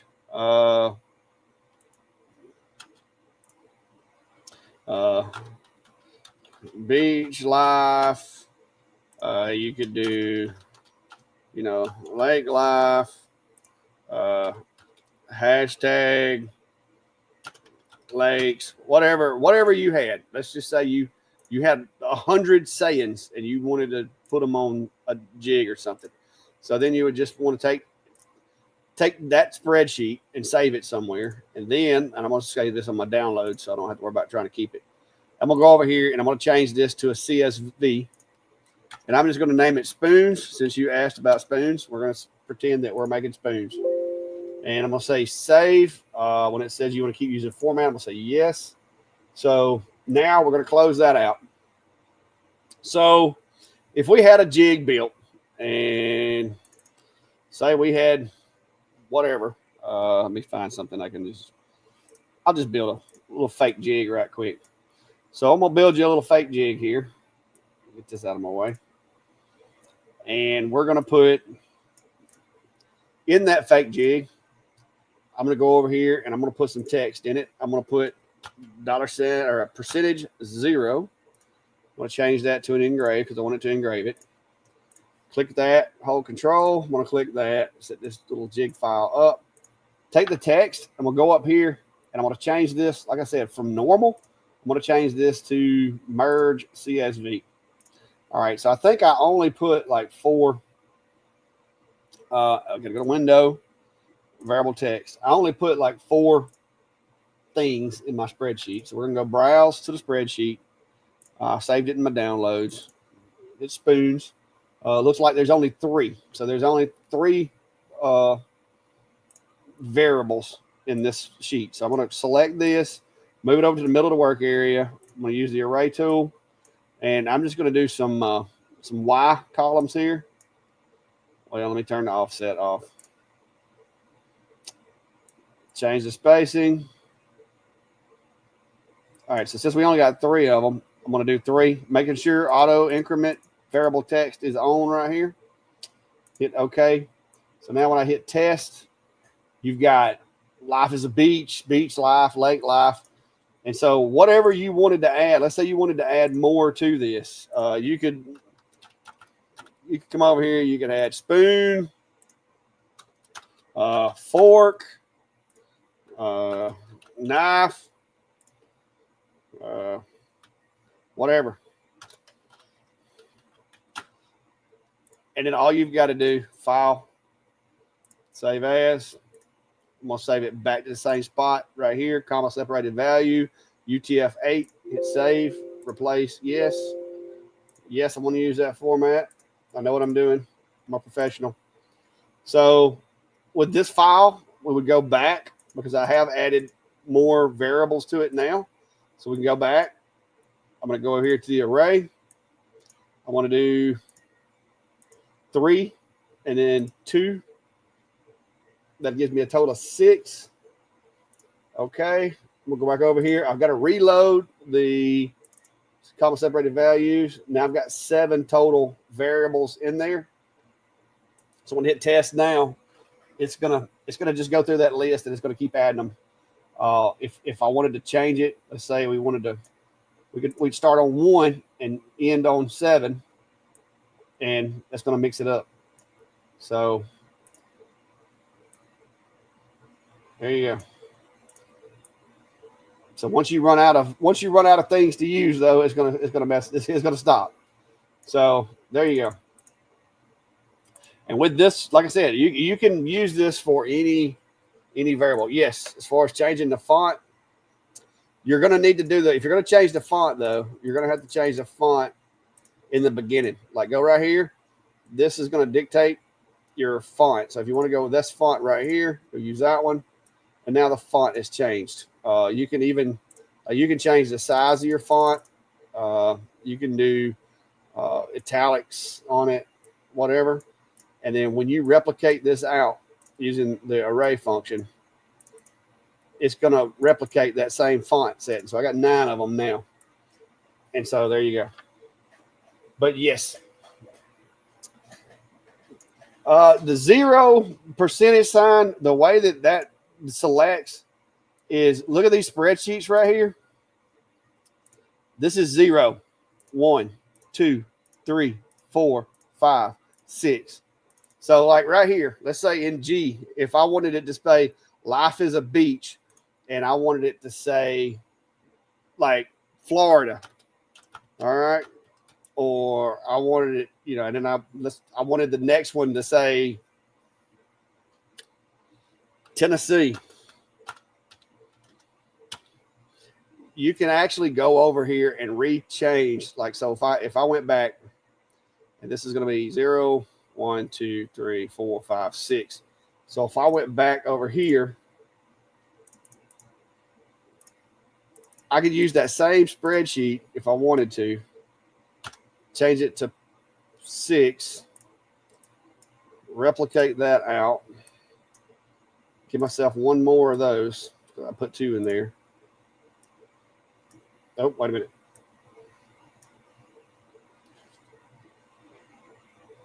Oh, hang on, stand by. See, this is what happens when you try and do something fast. Save as, browse, download, yes, yes. I forgot to overwrite my CSV. This is the spreadsheet. Spreadsheet is basically where you enter all your stuff because it's just easier to work with than the CSV. The CSV is the output for it. And once you output it, you got to go back in here and rename it.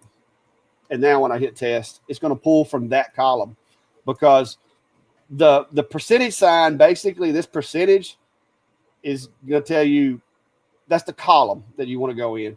Lightburn has a video on there. As a matter of fact, I put a link for it down below in the description. Lightburn has a video. You can also change this to do, say like right here, you can actually go in here and tell it you want it to be the date and time. And then when you get everything set up, it'll actually change. And I think it's DD. There you go.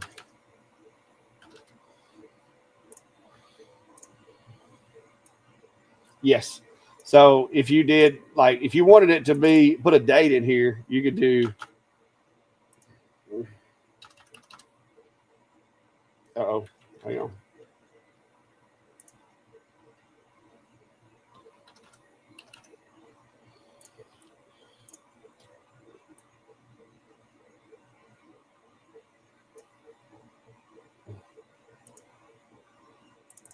I don't use this one. I think that's correct. Nope. There's a code. Anyway, you can go to, I cheat and go to their month, day. Wait a minute. I can't remember exactly what it is. But there's basically abbreviations you can use for this. If you wanted to do serial numbers, you can do that. There's a lot of different functions. Hang on, let me pull that. I'll pull it up for you.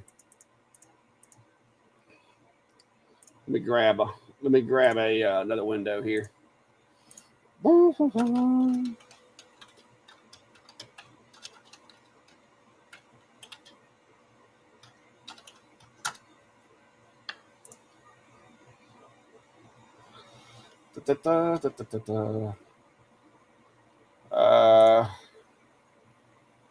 Here they are. So if you go to Lightburn's, here's what this is the little cheats. That's why like I said, I don't ever use these, but you can put the D is going to put the day without a 0. That's going to add the 0. Then you got the month. Yeah, I had it right. I don't know why I didn't do it right. So I may have to do it in 3 different blocks. I thought I had that right. I was like, what the heck is going on here? So if I did month, day, year. So take all 3 of these.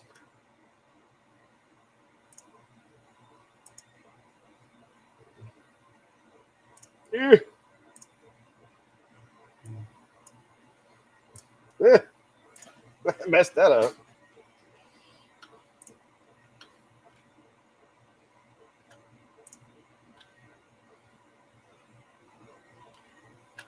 Let me see if that does right. No. Date and time. Date and time. Date and time.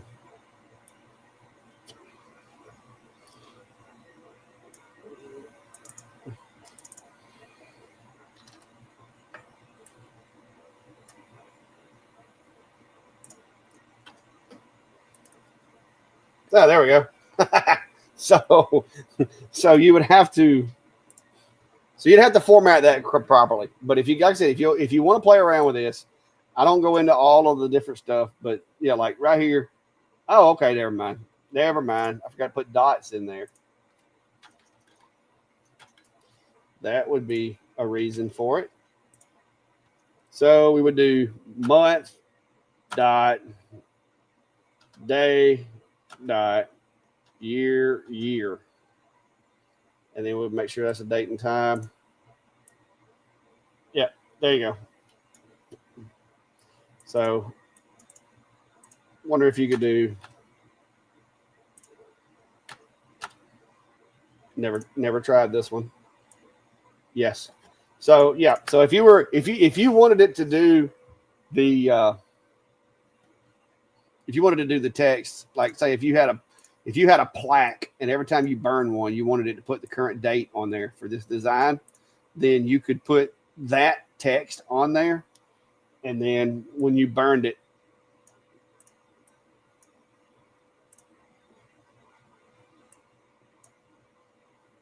it would, I said it would.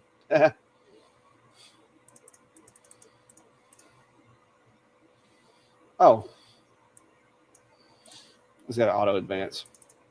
But yeah, anyway, that's a whole nother can of worms. I typically just use it for the projects like this to do the list. But if you want to go to Lightburn's page, I said they have a video. I dropped the link to the video in the description down there, so you guys should be able to see it. And there's a lot of different like little cheats and things that you can use. But yeah, you can even have it display cut settings. It's a rabbit hole. I went in and I learned what I needed to learn to do what I needed to do for my designs that I make. And that was it. I haven't went back and really played with all of the possibilities. Like I said, there's all these different values that you can run in there, and you can tell it to put AM or PM in there. It's serial numbers. You can have it do the serial numbers, all types of different things. So yeah, but yeah, I see somebody put up there, you can open CSVs in Notepad. It's just, but you can, Jack, I agree. But if you're going to be having to split data and you're going to have to be text to column and stuff, it's a lot easier for me to move names and split numbers away from names and all that. It's just easier for me to do it in Excel than it is try to beat around in a Word document or Notepad or whatever. But yes, you can open them in a Notepad. But for those of you that never opened one in a Notepad, I'll show you what it looks like. It's not gonna be as user friendly as it would be in an Excel spreadsheet. If you're trying to, let's say, like you wanted to split this information, if somebody sent you this and you're trying to split this up into different groups, to me, this is a little more complex and harder to work with than this. Because I can, like, if I wanted to split these words, like I said, I can go over here and go to my data and I can text a column and I can eliminate that stuff out and I can start splitting stuff off just because there's a space between it. And now I can actually pull words apart and all that. Whereas doing that in any other program is a little harder. But yes, you can. If you just needed to change a letter or two, or if you wanted to take that out of it and save it back, yes, you definitely can. But I strongly recommend See, it's trying to save it as a text file instead of a CSV format. But yeah, I prefer Excel. That's just me. Open Office would work. Google Sheets would work, but my machines are Windows machines, and so we use Excel here around the shack.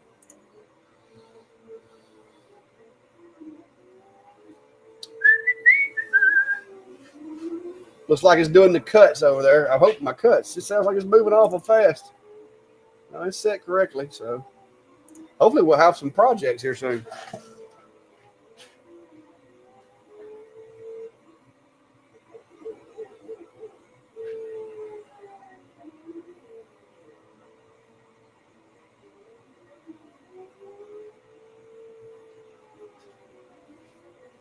Looks like it snowed in there with all that clear acrylic powder everywhere.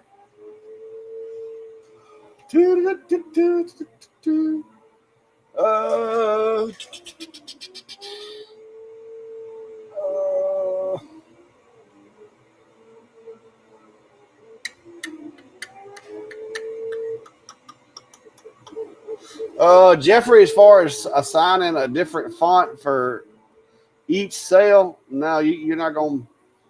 Not that I'm aware of. I'm not going to say you can't do it, but not that I've ever learned how to do.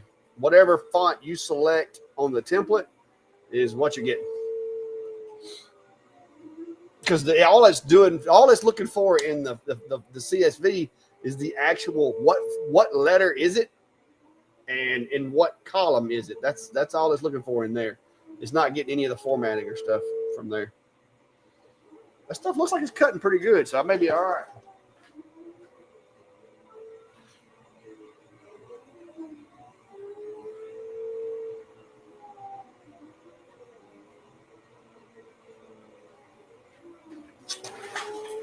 But I've got, let's see how many more of those I got in there. I got it 30 something. Was it 36? Wasn't it? Yeah. So yeah, I've still got 2 more runs of these.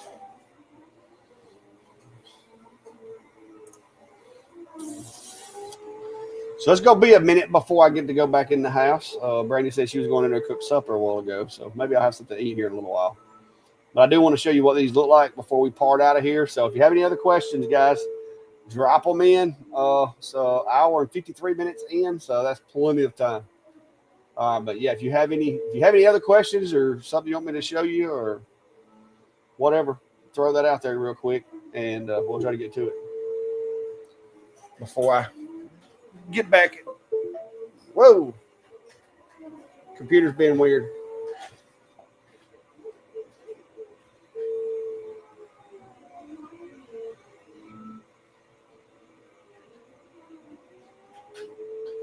Good news is it looks like they're cutting out too. So my settings for engraving and cutting apparently were accurate.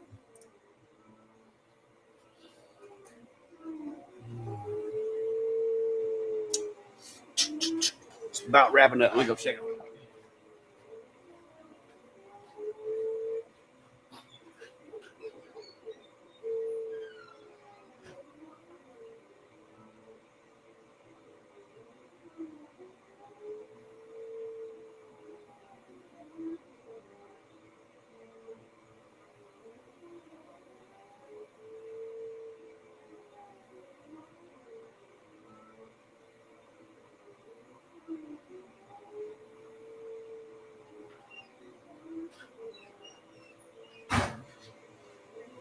All right, I was going to say too. One thing I will say about the Omtech so far, I didn't realize how loud this acrylic was until I walked outside. The wind's blowing back that way. The Omtech's doing a good job of exhausting the fumes because I can't smell it. But you walk out on the front porch, you can. Jim Pierce. I've played around with a couple. I'm wanting to try some with the UV laser, but I haven't got around to it. You can do it with a fiber. The results I've got with the fiber, I wasn't crazy about, so I'm wanting to try it with the UV and see if it does a better job. But yes, you can, and from what I've seen, you can do a good job on them with a UV. I haven't tried it with the. So I think the last time I did one was with the Com Marker B4. I haven't tried them with the Ultra or any of the newer fibers that I have.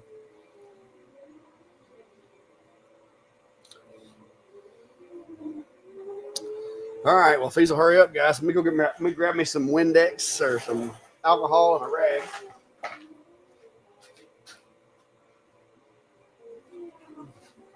We're gonna check these things out as soon as they come off of here.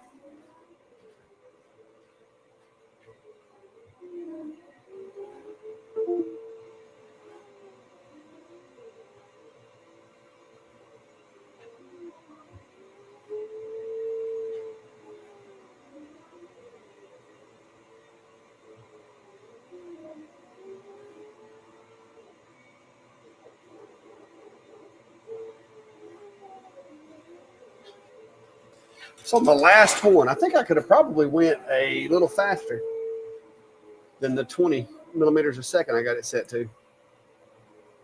It really looks like I could have anyway.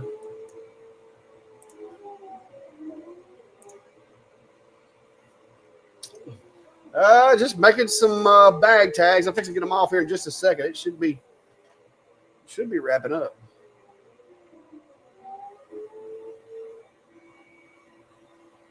Oh, there it goes.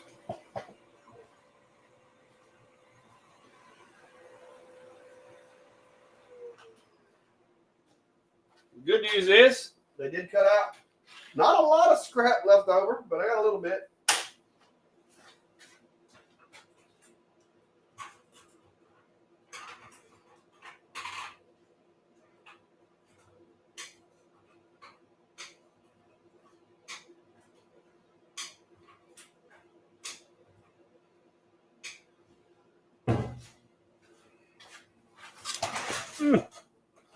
Phew. Looks like it snowed in there, like I got a snow cone. So that's what they look like straight off of it.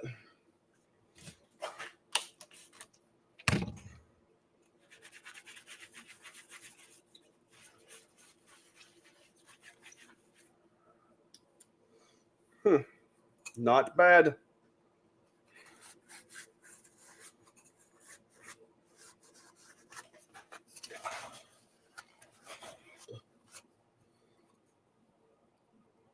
So there we go. With the back still on it, I'm probably just going to leave that on there to protect it in transport. So yeah, there they go. And then I got these little things up here.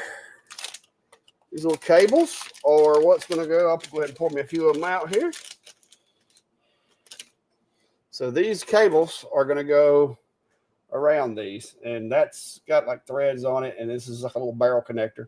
So I just stick the little threads through there, take the barrel connector, loop it around, and then screw this together. And so now that's how you would attach it to the ball bag or whatever for the kid or backpack, or whatever you wanted to do. So there we go. So there's one of them. And the rest of them look like they are just as well cut and engraved. So I don't foresee any issues with any of them. That is great. Number 0. I sure hope Macy's supposed to be number 0. Let me check my little list here. So what's on the list? It says number 0. Okay. All right. So as long as that's what's on the list, we're good. So, yep, got the other one. We'll go ahead and do the same thing. Pull the little barrel connector through, put the screw part through there, and thread it together. So, and then I'll put all these in a box once I get them done. And I'm also going to go back through the spreadsheet and just check and make sure I got them all done before I send them out of here. But I'm going to leave the little protective film on there. Just because it's actually not that hard to get off. And it does make the names easier to see. So there you go. Same scenario. Threaded part goes through the hole. Barrel connector over the back. Screw it together. So I've got 36 of these, I think. Ain't that what we said earlier? Yeah, 36 of these to do. So I'm going to go ahead and get off of here. And, well, looks like Jim said he missed the first of it. This is a clear acrylic. This 3mm cast acrylic is what I'm using. There is differences in acrylic. You can get cast or extruded.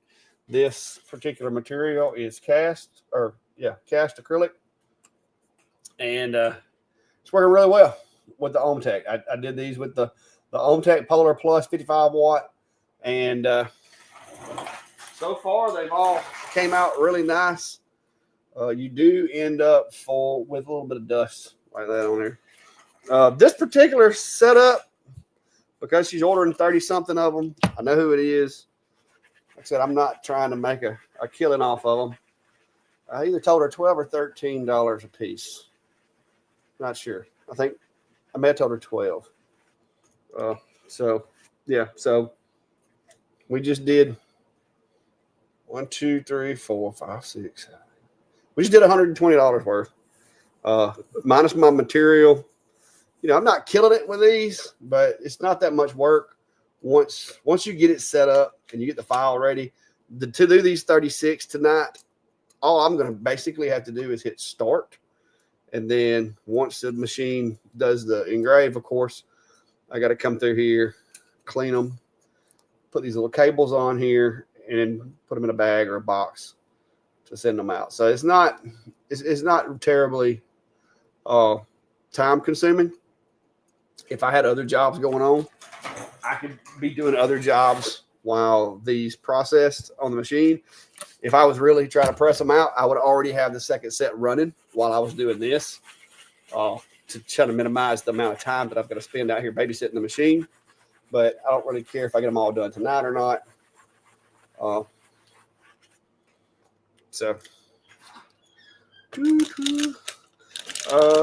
Dixie, these little cables weren't really that expensive. I'm going to look and see what I paid for these. I bought them on Amazon, and I bought more than I needed. But they weren't much. Let me see. How much did I pay for these little cables?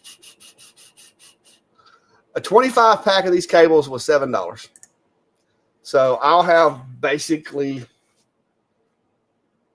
let's just say $9 in the wires, in the little cables.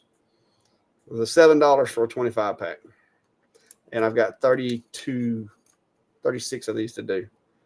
So even if you say 2 packs, look at $14 for the cables. So there's another one. There we go. So yeah, not terrible. But I'm gonna get these done, guys. Get the next batch rolling out. I will show you this. All I've got to do to go to the next batch. Take another sheet of material, of course. I am going to peel. And the reason I do this is because I have found that if I leave this this brown paper on the surface that I'm engraving, sometimes I'll take my chances and do it if I'm trying to paint fill something. But it tends to get down in the engrave. I just don't like the looks of it. It makes the cleanup worse. So typically on the side that's up away from the honeycomb, this comes off. The side that is facing the honeycomb, this side, I'll leave it on there. That does also help protect it from a little bit of flashback.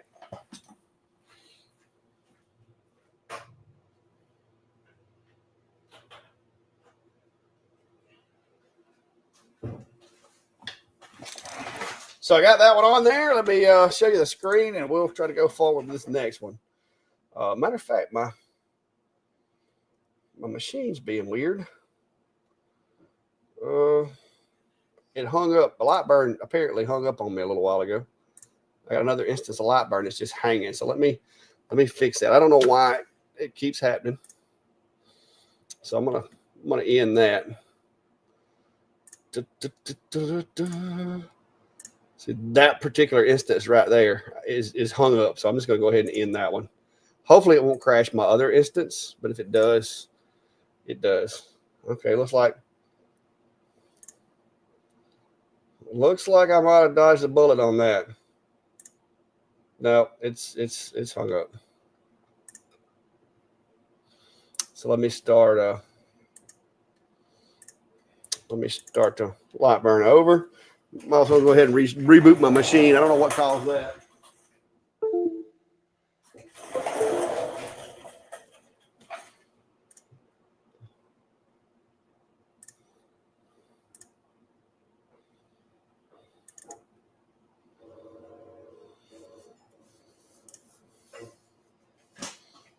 All right.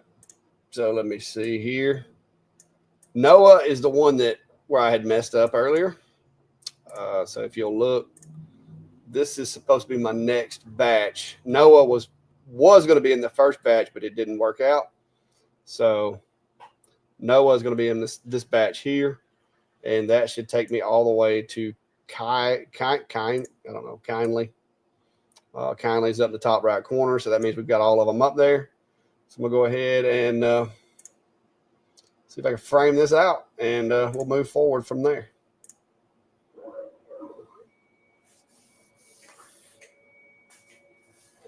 So this will get me done with altogether. I will only have, let's see, from there to there left to go. So that's going to be maybe one more set. So, all right, here we go. I'm going to send it to the machine. With this machine, I do have it set to send instead of stream. That way, if there's a disconnect with this Ruida controller that's on this machine, I can literally close Lightburn, turn the computer off after I send this, and it won't cause a problem. So let me get over here and hit that button. I'll let y'all see it. I'll hit the button over here. Well, actually, let me focus it first. So I'm gonna use the touch screen to focus. Make sure I got my focus set properly. All right. Focus is set properly and off to the races. So that's going to take a while, and I'm going to be out here just hanging out, cleaning these, getting the rest of them going. So, y'all have any more questions, feel free to send me a message.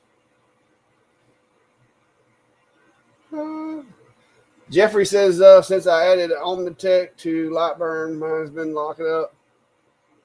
I'm not sure. I don't know. The Lightburn has this weird thing that you're supposed to check if you have a Omtech or a Polar. I'm not sure what that's about. It could be something to do with that. Because this is a Polar Plus and not a Polar. So this is the Omtech Polar Plus 55 watt.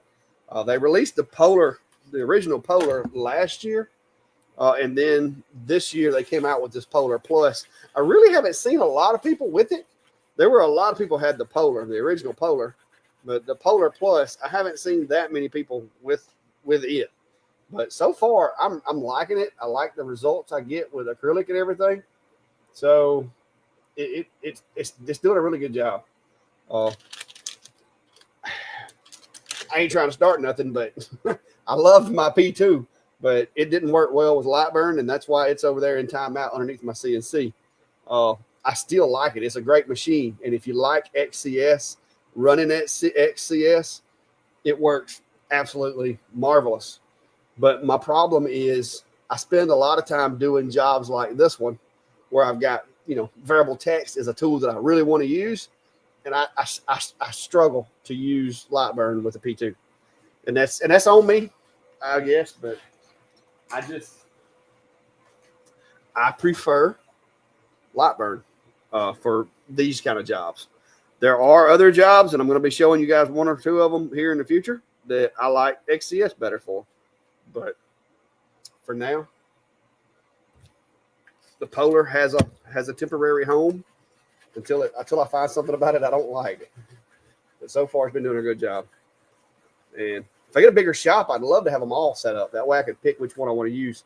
Because if I'm trying to target something that's already made, I like the cameras on the P2 much better than I do the cameras on the Polar. So they all have their weaknesses and advantages and disadvantages. So if anybody ever tells you one machine is just that much more awesome than the rest of them, at one particular job it may be, but they have different strengths. Check that out. That's what I got going. So I've got quite a few of them done so far here, cleaned up and ready to go. We'll get the rest of them done and go get some supper. But I appreciate y'all hanging out with me. We're going to get back to work. I'm going to get these done and go help Brandy. And that's it. So till next time, guys, if you hadn't already, hit the subscribe button, follow, like, share, all that good stuff. I don't always have the best content, but hopefully we're going to have fun. So till next time, we'll see you. Y'all have a good day.